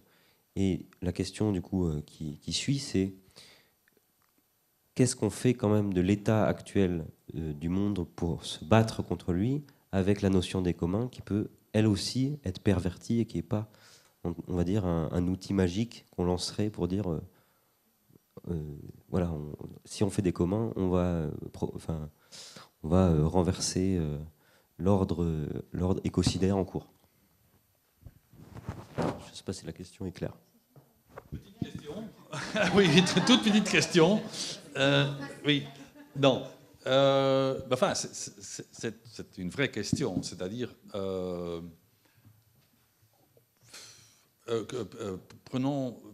commençons par le pessimisme. C'est-à-dire, c'est vrai que les très belles initiatives comme un jardin de Sainte-Monique ou Park Farm à Bruxelles, ou vous avez cité Sandy Hilal, The Living Room, donc, où les immigrés sans papier deviennent des hôtes. Donc on renverse Ciné Maximilien à Bruxelles. Enfin, il y a des centaines, sinon des milliers d'initiatives qu'on peut appeler des communs, souvent des communs urbains, etc., etc. Mais leur petite échelle, même qui, par exemple, un jardin biologique, qui est une coopérative, ils travaillent pour la biosphère, c'est écologique, mais l'échelle est très petite. Donc c'est vrai que l'échelle est un peu le point faible des communs qui ont ce monstre qu'on appelle capitalisme, néolibéralisme, ou comme Varoufakis, technofédialisme. Donc les noms, peu importe quelque part, mais on fait face à des problèmes tellement grands et à des ennemis ou des forces tellement grandes que c'est en effet très dur pour dire, voilà, les communs sont déjà une alternative. C'est pour cela, en fait, et là je termine parce que on pourrait faire tout un cours sur cette question, mais c'est pour cela que, pour moi, les communs, dans le sens juridique, sont tellement importants. C'est-à-dire,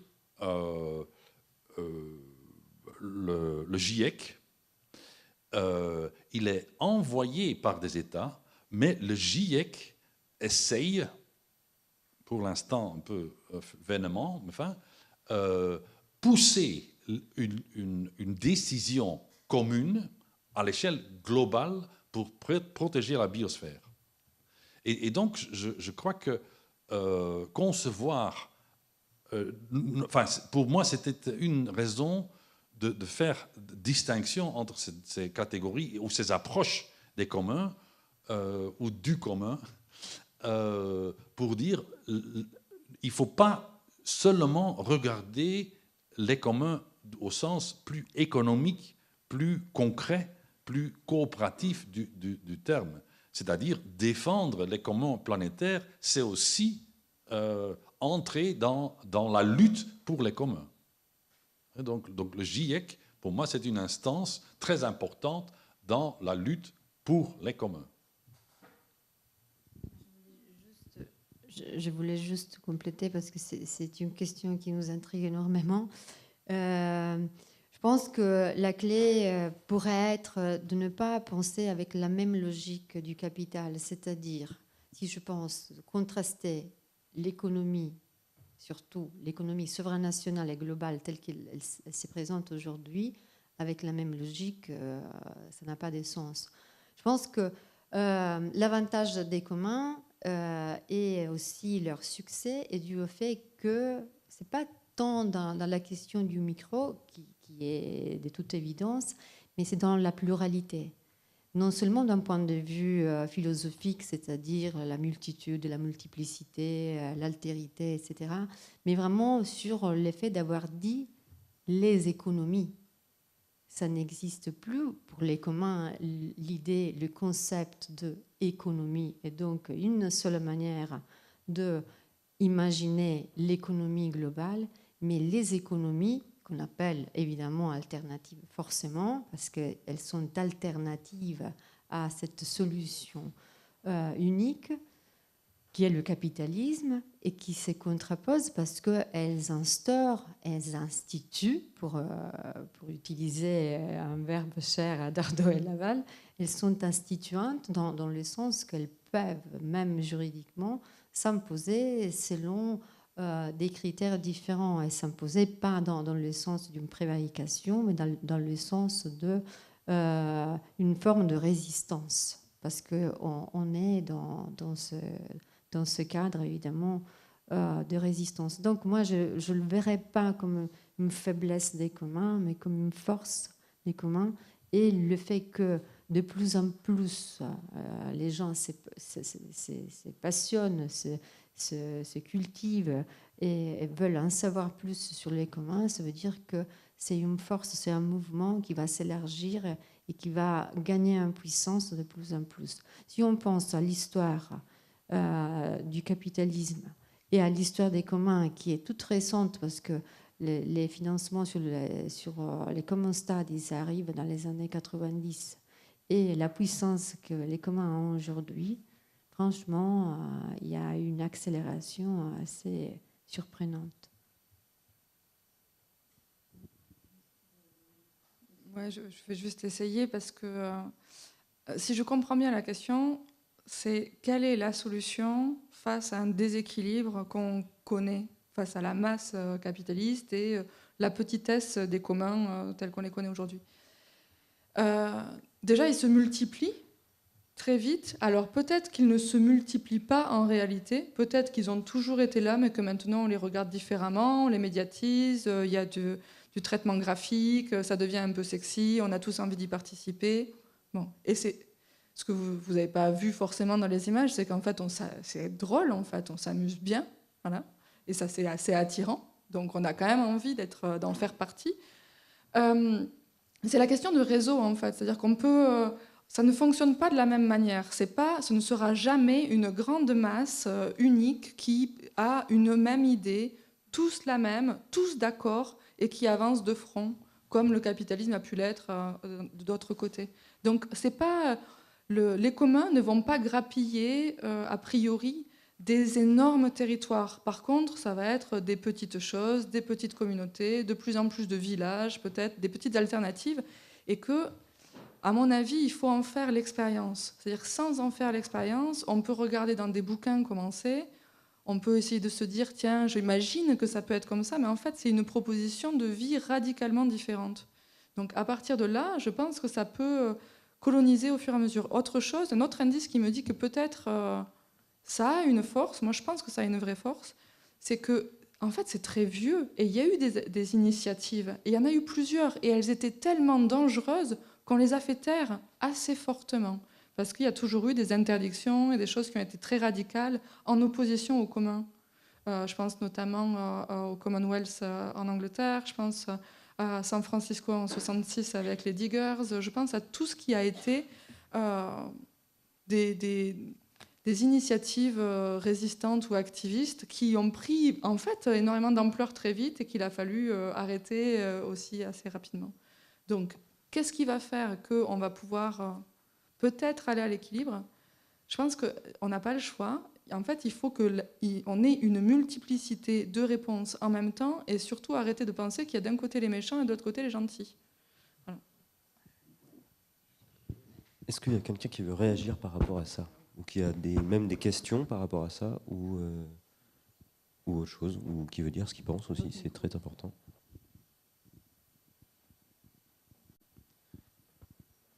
Moi, juste pour le temps que ça se décide. Non, je pense que la manière dont Lieven a présenté les quatre ces 4 entrées, il y a un peu un phénomène de poupée russe, où il y a un peu le phénomène aussi de l'image que Sébastien nous a montré avec les 4 vagues comme ça. Et la question finale, le point numéro 4, qui est de l'ordre du politique. Le politique, ça veut dire que ce n'est pas une chose qui existe.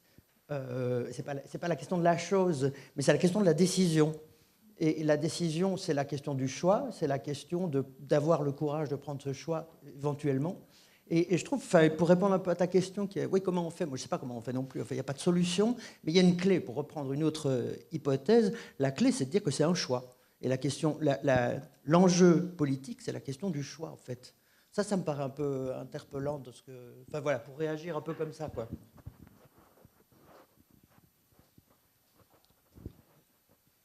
J'avais une question. Je peux? Ou vous voulez? Oui. Ah. Est-ce qu'il y a des études qui existent sur une limite d'échelle échelle sociale ou même spatiale sur le moment où le commun devient global, où rendre commun devient tellement grand qu'on essaie de globaliser? Dans le sens du danger que, justement par rapport à sa question, que le commun puisse basculer. Mais il y a déjà, en fait, moi je me permets, après je vous laisse la parole, ça me sort du cœur. Il y a déjà, en fait, c'est le capitalisme cognitif et c'est l'extractivisme, c'est-à-dire le capitalisme a déjà trouvé la manière d'extraire de la valeur des pratiques instituantes des communs. Donc, il faut rester tout le temps assez éveillé et lucide. C'est pour ça que c'est vrai, il n'y a pas les bons et les méchants. Il faut toujours être attentif. Bien sûr, le capitalisme, c'est nous, hein, nous-mêmes, nous, sans le vouloir. Je veux dire, tous les jours, alimentons le capitalisme parce que nous faisons dans nos actes, nos achats, nos idées et notre manière de vivre. Nous alimentons le capitalisme, donc ce n'est pas quelque chose qui est extérieur à nous. Et nous alimentons sans le vouloir un système qui extrait de la valeur de notre production. Les relations humaines produisent de la valeur, le capitalisme essaie de l'extraire. Donc on en est déjà là, si tu veux. La clé pour moi, c'est d'en prendre conscience. Une fois que tu le sais, tu en as pris conscience, c'est là où tu peux agir. Après, c'est bien compliqué. Oui, c'est très, très important en fait. Il y a déjà un commun global, c'est-à-dire Internet. Mais en effet, il a été très vite privatisé. Mais il y a toujours un exemple très global, Wikipédia.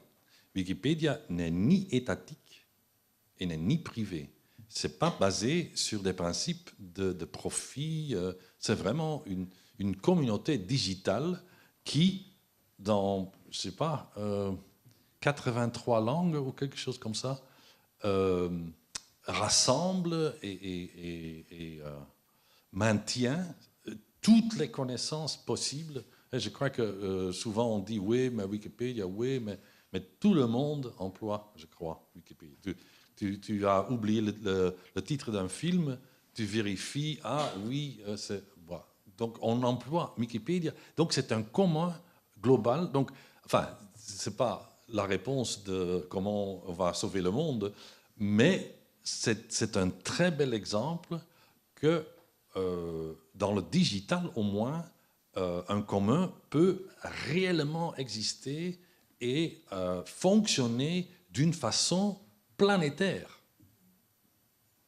Et donc, c'est vrai que pour il n'y a pas ce même réseau pour les jardins écologiques coopératifs. Donc, on pourrait rêver d'un réseau, d'ailleurs le mot a été dit, des réseaux de réseaux pour montrer que, aussi, non pas seulement dans le digital, mais aussi dans l'urbain, dans le commun de tous les jours, dans l'écosystème, on peut faire des communs globaux. Et je réfère à ma réponse à Anselme, je crois qu'aussi, que le juridique, comme les conséquences de l'activisme climatique, seraient des lois pour protéger le commun. Donc, à mon avis, enfin, ça c'est pour les anarchistes purs et durs, peut-être durs à avaler. Je crois que la structure juridique est nécessaire, mondiale, et donc une législation internationale est fondamentale pour mettre des limites à l'extractivisme et faire tel qu'on peut éviter la catastrophe totale.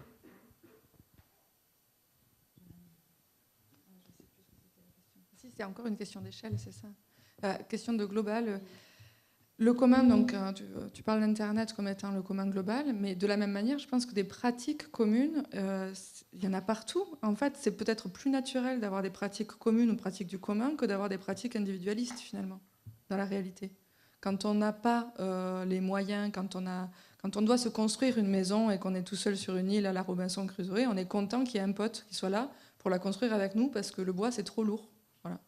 Donc il y a quand même ce truc-là de on s'approprie un territoire, on va bien le choisir, on va prendre toute la force qui est de notre côté pour réussir à le faire. Donc je pense que ça existe déjà partout. Juste une précision, parce que j'entends, moi c'est pas ma came les communs, mais j'entends et je vois des vertus précieuses. Mais il y a un truc que j'ai pas compris. Oh. C'est le fait qu'il ne faudrait pas opposer les gentils et les méchants. Là, ça me choque un peu. Parce qu'il y a des méchants. Hein. Il y a des méchants. Il y a des très, très méchants. Il y a des gens qui nous ont menti pendant 30 ans sur les effets. Enfin, il y a des gens qui sont délibérément méchants. Donc, juste, est-ce que tu peux préciser un peu ce que... Je ne veux pas y croire. Non, il y a des gros méchants, mais en fait, ils ont tous un intérêt. Et ils ont, en fait, le gros méchant, pour moi... comment je l'imagine ? Il n'a pas de masque. Alors le gros méchant, il a les poches pleines de billets. Il a une pression de fou parce qu'en fait, il faut payer les 10 baraques qu'il a avec les 4 femmes avec qui il s'est séparé déjà parce qu'il n'a pas eu le temps d'en prendre soin. Donc en fait, le gros méchant, il a quand même la pression. Donc il a ses propres intérêts. Et je pense qu'il faut qu'on fasse l'exercice pour pouvoir communiquer avec le gros méchant, parce qu'en fait, si on ne peut pas communiquer avec le gros méchant, on n'arrivera pas à grappiller du terrain, etc., etc. C'est-à-dire que là, par exemple, c'est un petit jardin que je présente. Mais en fait, le petit jardin, il a permis de parler avec des gros méchants. Parce que la ville et l'hôpital, ce n'est pas des enfants de cœur sur cette affaire de l'hôpital, qui est en fait une affaire extrêmement critique au centre de Toulouse, un patrimoine délaissé, etc. Donc, en fait, après cette expérience, le gros méchant, la ville, est venu me voir pour me dire « Vous nous direz comment vous avez réussi à ouvrir le jardin ?» Je dis, enfin, c'est le vôtre. Je n'ai pas besoin de vous dire comment l'ouvrir, quoi. Donc je pense qu'il faut qu'on arrive à trouver des moyens, et ça passe par l'empathie du gros méchant, malheureusement. Il faut qu'on arrive à comprendre pourquoi le gros méchant, il agit réellement comme ça pour pouvoir agir sur ses intérêts, je crois. Moi, je voulais dire une chose... peut-être sur ces questions des communs globaux là, dont tu parlais, du rapport entre le politique et le juridique. Et je pense que c'est important de le rappeler dans une école d'architecture, c'est-à-dire qu'il y a quand même... Alors je vais immédiatement dire le contraire de ce que je vais dire d'abord, mais il y a quand même un cadre réglementaire, en fait, la loi, déjà, de manière très explicite, très rigoureuse, assez complexe, mais très rigoureuse, protège un certain nombre de communs. La loi française ou la loi européenne, par exemple, c'est strictement interdit de construire dans une zone humide. C'est interdit. Et ça, c'est la protection des communs. Pourquoi ? Parce qu'en fait, les zones humides, ça approvisionne les nappes phréatiques, c'est ce qui fait qu'il y a un réseau hydrographique qui fonctionne, c'est ce qui fait qu'il y a une biodiversité, c'est des zones très sensibles et tout ça. Donc c'est interdit. Après, ça n'empêche pas l'État de faire passer des autoroutes, ou Laurent Wauquiez dans le Clair. Je dis ça parce que moi, je fais de l'activisme maintenant dans des associations, de faire passer la déviation de la RN 88 avec de l'argent public dans des zones humides et dans des trucs des milliers. Mais c'est interdit, c'est-à-dire qu'il le fait parce qu'il a le pouvoir de le faire. Donc il y a immédiatement toujours les gros méchants, c'est pas que ceux avec les billets dans les poches qui ont laissé leurs 3 femmes dans les maisons et tout ça. C'est aussi en fait des institutionnels, c'est-à-dire des responsables politiques qui en fait font des choses qui sont illégales et qui se servent en fait de la construction, de la complexité finalement de l'organisation législative, des dispositifs, etc., pour quelque part échapper à la loi qui est pourtant très explicite et qui dit que c'est pas possible de le faire et que c'est interdit de le faire. Donc il y a un tas de trucs qui s'appellent les études d'impact, tout ça, vous ne savez pas encore, mais en tant qu'architecte, vous allez être confronté à ça. Et je pense qu'en tant que technicien, enfin moi je suis grand prix d'urbanisme, alors maintenant, avant je bossais pour l'État, maintenant je bosse pour les associations pour les aider à faire tomber les dossiers, à les aider quoi, juridiquement. Donc je lis les dossiers d'études d'impact, puis je dis non, mais ça ne va pas, ça c'est pas possible, ça c'est n'importe quoi. Et parce qu'il y a un moment donné, la loi, malgré tout, on ne part pas de zéro. C'est-à-dire que ce n'est pas comme s'il fallait tout réinventer. C'est-à-dire qu'il y a déjà des cadres depuis longtemps en fait, qui protègent les communs. Mal, mais ça existe. C'est-à-dire qu'on ne part pas d'une espèce enfin, il n'y a pas tout d'un coup une espèce de grand capitalisme qui serait dévastateur et tout ça. Il y a des cadres juridiques très explicites qui protègent. La loi je sais pas, Natura 2000, par exemple, qui protège les zones de migration d'oiseaux à l'échelle européenne. C'est hyper strict, c'est vraiment très strict. Et heureusement qu'il y a ça, et ça existe, et ça protège le chemin des oiseaux, et ça le protège plutôt pas mal quand même, quand on regarde.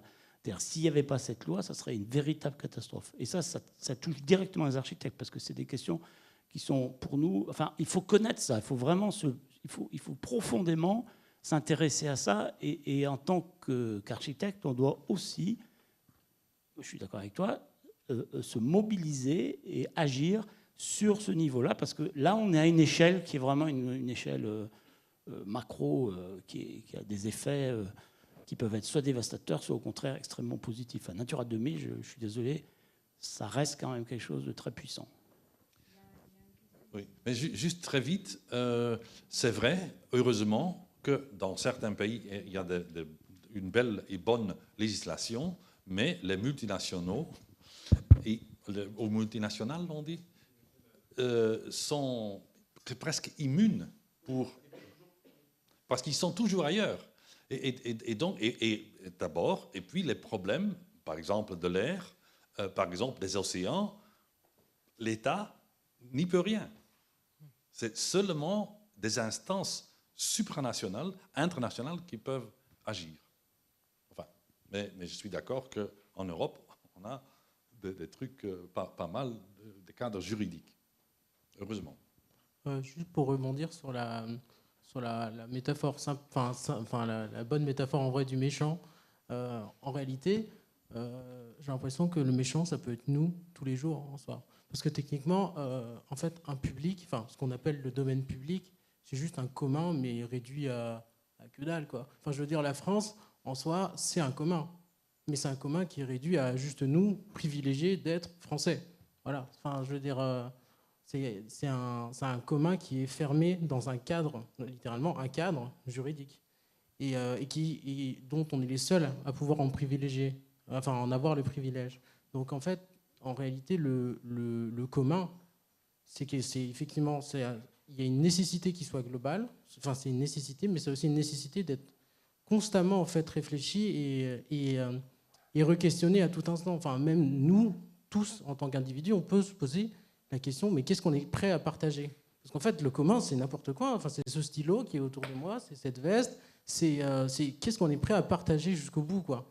Et en fait, finalement, après, on est inscrit dans le système capitaliste, mais donc on a été éduqué, et on a inculqué cet individualisme profond, et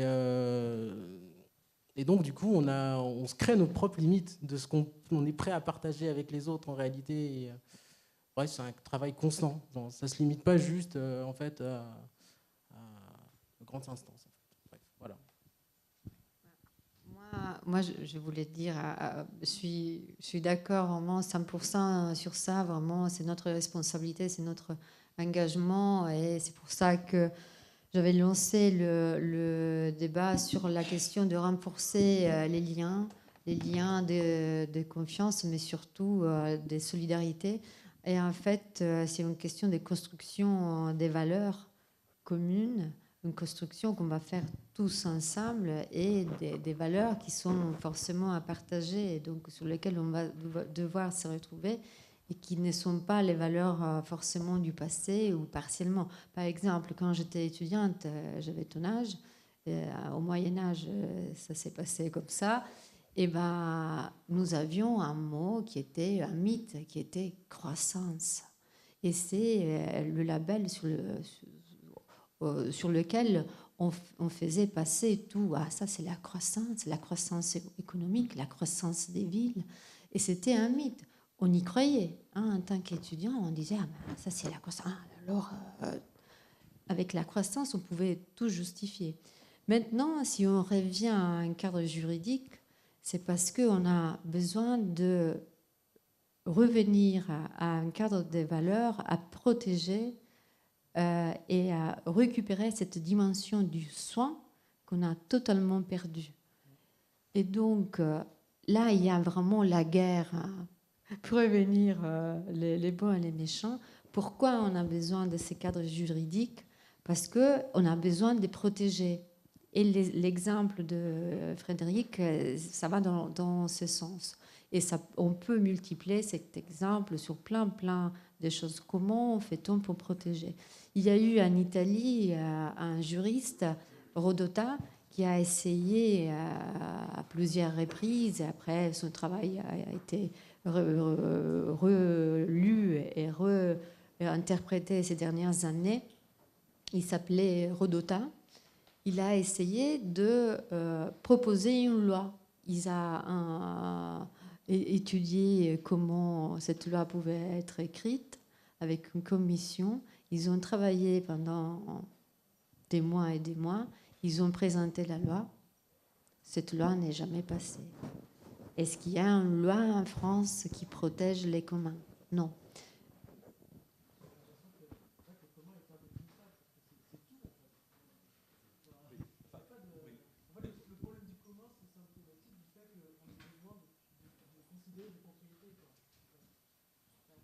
Oui. Mais moi, je crois que, il faut distinguer. C'est-à-dire, il y a le commun, il est très important, mais il y a le public. C'est-à-dire, si nous, on doit organiser le transport public, eh ben, bonne chance. Tu vois? C'est le système de train, c'est pas commun, c'est public. C'est l'État qui... de même, pour l'éducation, si nous, en coopérative, on doit organiser et payer d'ailleurs tout le bâtiment, les profs. Non, c'est public. Moi, je ne suis pas contre l'État. Non. Et le privé de même. C'est votre stylo, ce n'est pas le mien. Si je le prends, je te vole. Point final. Non, mais oui. Mais c'est-à-dire, oui, les briquets, c'est beau. Non, mais c'est beau, les briquets qui vont demain. Les fumeurs le savent. Les briquets sont en commun, tu vois. Ah oui, non. Ah, c'est à toi. Donc oui, ça c'est commun. Mais sauf les briquets, je crois qu'il faut... C'est-à-dire, le capitalisme, le néolibéralisme, mise tout sur le privé et veut abolir le commun et le public, lean state. Le communisme... Au moins le communisme, disons, étatique, veut abolir et les communs et le privé, très radicalement, et une école ou une tendance de penser les communs veut abolir et le privé et l'État. Non. Je crois que c'est juste... pour moi, je défends les communs comme le tiers exclu maintenant, mais il ne faut pas abolir les deux autres. Moi, je suis contre l'idée d'un transport commun. Non, je suis pour l'enseignement public, je suis pour le transport public. Il ne faut pas le privatiser, ni le communautariser ou le communiser. Non. Le transport public, il est très bien public. On commence à devenir un peu précis. Je voulais juste dire un seul mot pour on perd le public. Hein. Pour l'étudiant. Moi, je pense que c'était une provocation. Il voulait juste dire, là, je suis d'accord, qu'il faut réinventer des valeurs ou récupérer des valeurs parce que là, vraiment, le fait de penser tous les jours, c'est ça le commun. Bon, là, il y avait Xavier aussi. Alors, moi, j'avais deux questions qui étaient peut-être plus vers Frédéric Bonnet. Parce qu'il y a... Non, je ne prends pas à part, mais par rapport à ce que vous avez dit, c'est-à-dire que sur la question juridique, France, Europe, et des lois qui protègent encore des biens communs. Il y avait Esther Duflo, si je ne me trompe pas, qui avait théorisé les 3 I, bon, un peu une tautologie, mais avec l'ignorance, comme il n'y avait pas de méchanceté, pour le coup, mais il y avait l'ignorance, l'inertie et... je m'en rappelle jamais. Bref, l'inertie. Et c'était dans ce cadre-là, étant donné qu'on a créé nos monstres, nous, en Europe, et qui sont maintenant en train de coloniser partout dans le monde, l'inertie des systèmes qui sont mis en place fait qu'on ne peut pas les protéger. On ne peut pas empêcher nos monstres de détruire ce qu'il y a à côté. Donc comment est-ce qu'on ne doit pas y aller avec l'artillerie lourde d'organisation plutôt que d'essayer de protéger chez soi, quoi. Je ne sais pas si c'est très clair. Anselme, je vais te tenter une réponse. Je ne sais pas ce que tu veux dire par artillerie lourde, mais je... Oui.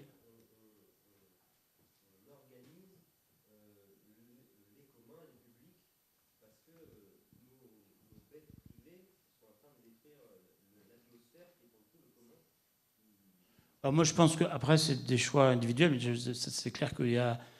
moi, j'ai pas du tout le même âge que vous, donc je ne sais pas ce que vous allez faire dans les années qui viennent. Mais moi, par exemple, en vieillissant, j'ai tendance à me radicaliser, quoi.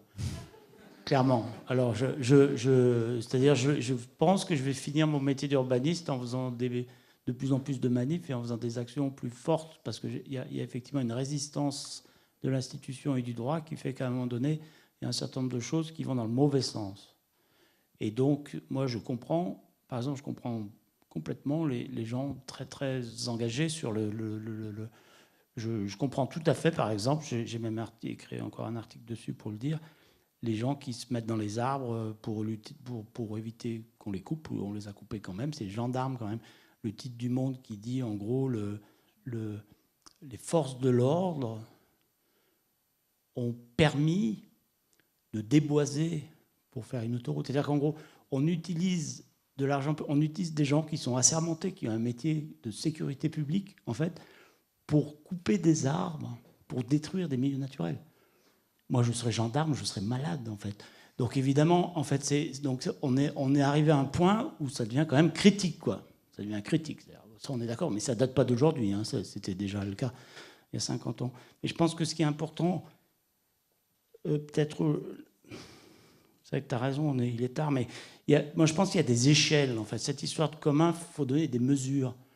C'est pas la même chose, et c'est pas une question de hiérarchie. Pour moi, tout est intéressant, et quelque part, l'engagement qu'on peut avoir à titre individuel ou collectif dans les différentes échelles de commun qui sont en jeu et qui sont menacés dans tous les cas de figure et qui peuvent, en fait, ce que tu as décrit, qui est une certaine échelle, en fait, comment dans un jardin qui est dans un monument historique avec une fonction hospitalière, etc., on peut tout d'un coup complètement transformer les rapports entre les gens et déclencher des choses et partager des choses. Et ça, c'est une certaine échelle.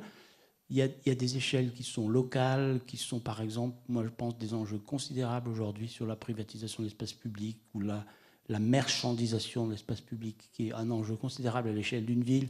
Qu'est-ce qui se passe dans l'espace public? Est-ce que c'est tout en rapport avec des fonctions marchandes qui rapportent de l'argent? Et si ce n'est pas tout ça, comment on fait pour que ça soit pas... enfin, comment on gère cette question-là de rapport entre les fonctions marchandes et les fonctions de partage, en fait, gratuites, quoi, et voilà, commun.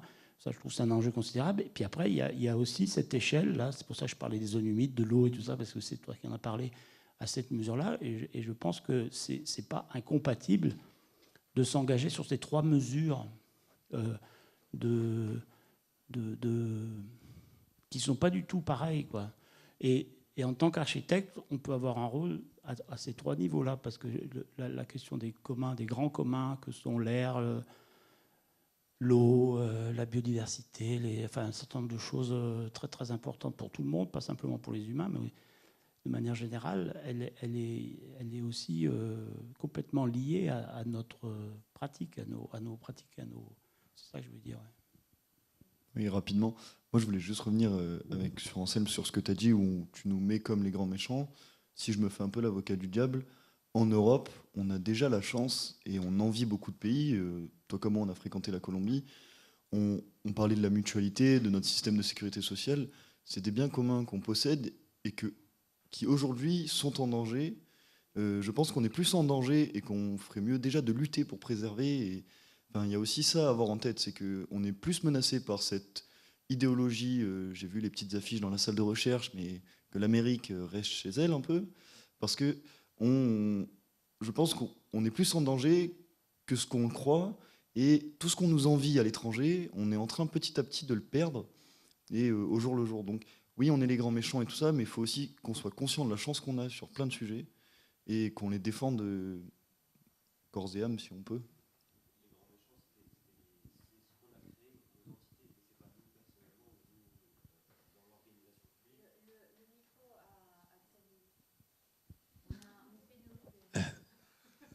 Ouais, juste par rapport à...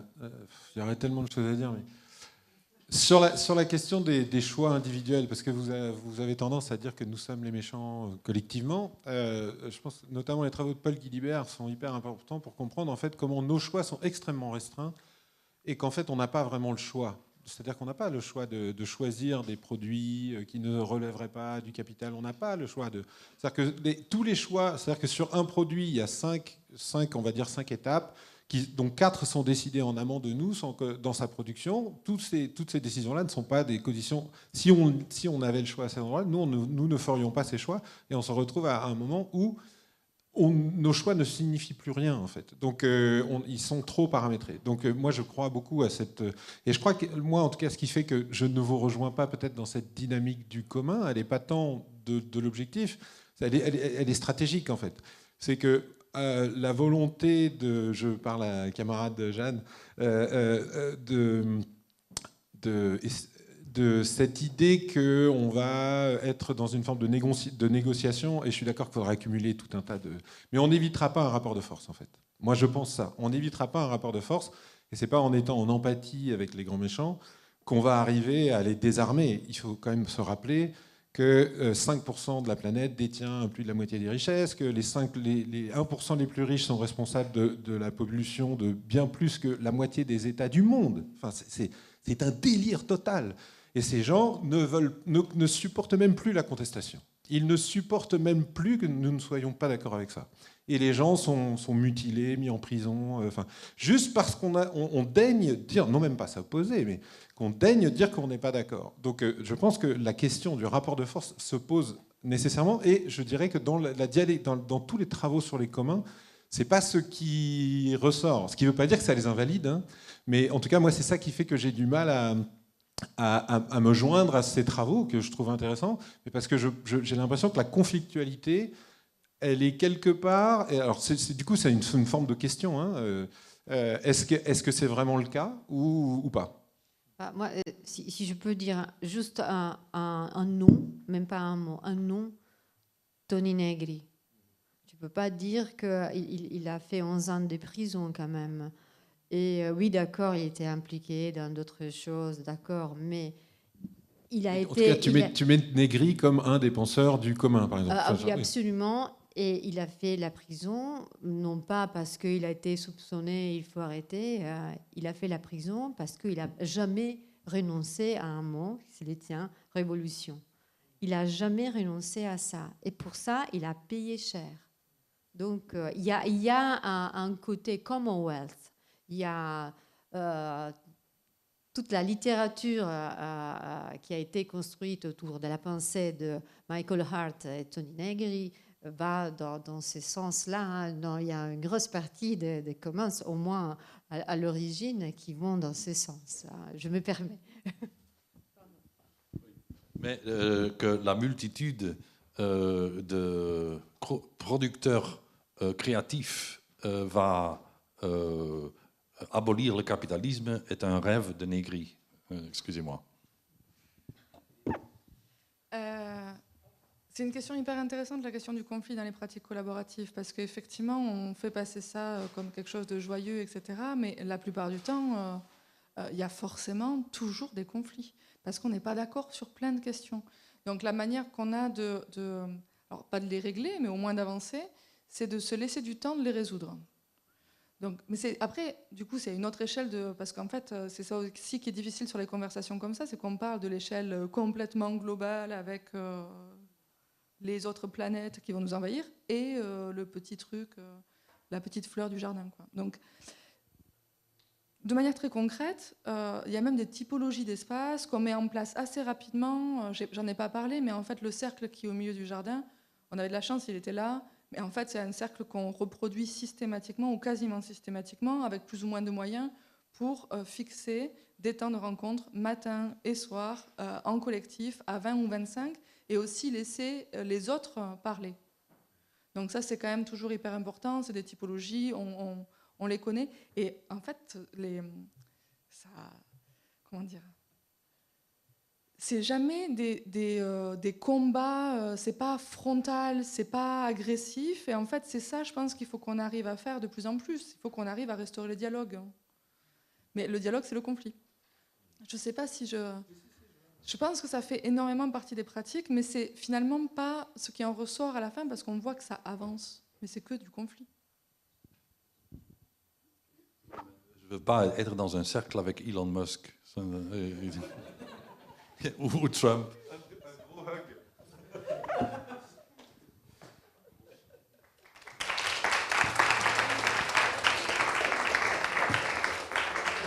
On peut pouvoir le dire, le bar est ouvert maintenant. Le bar est ouvert.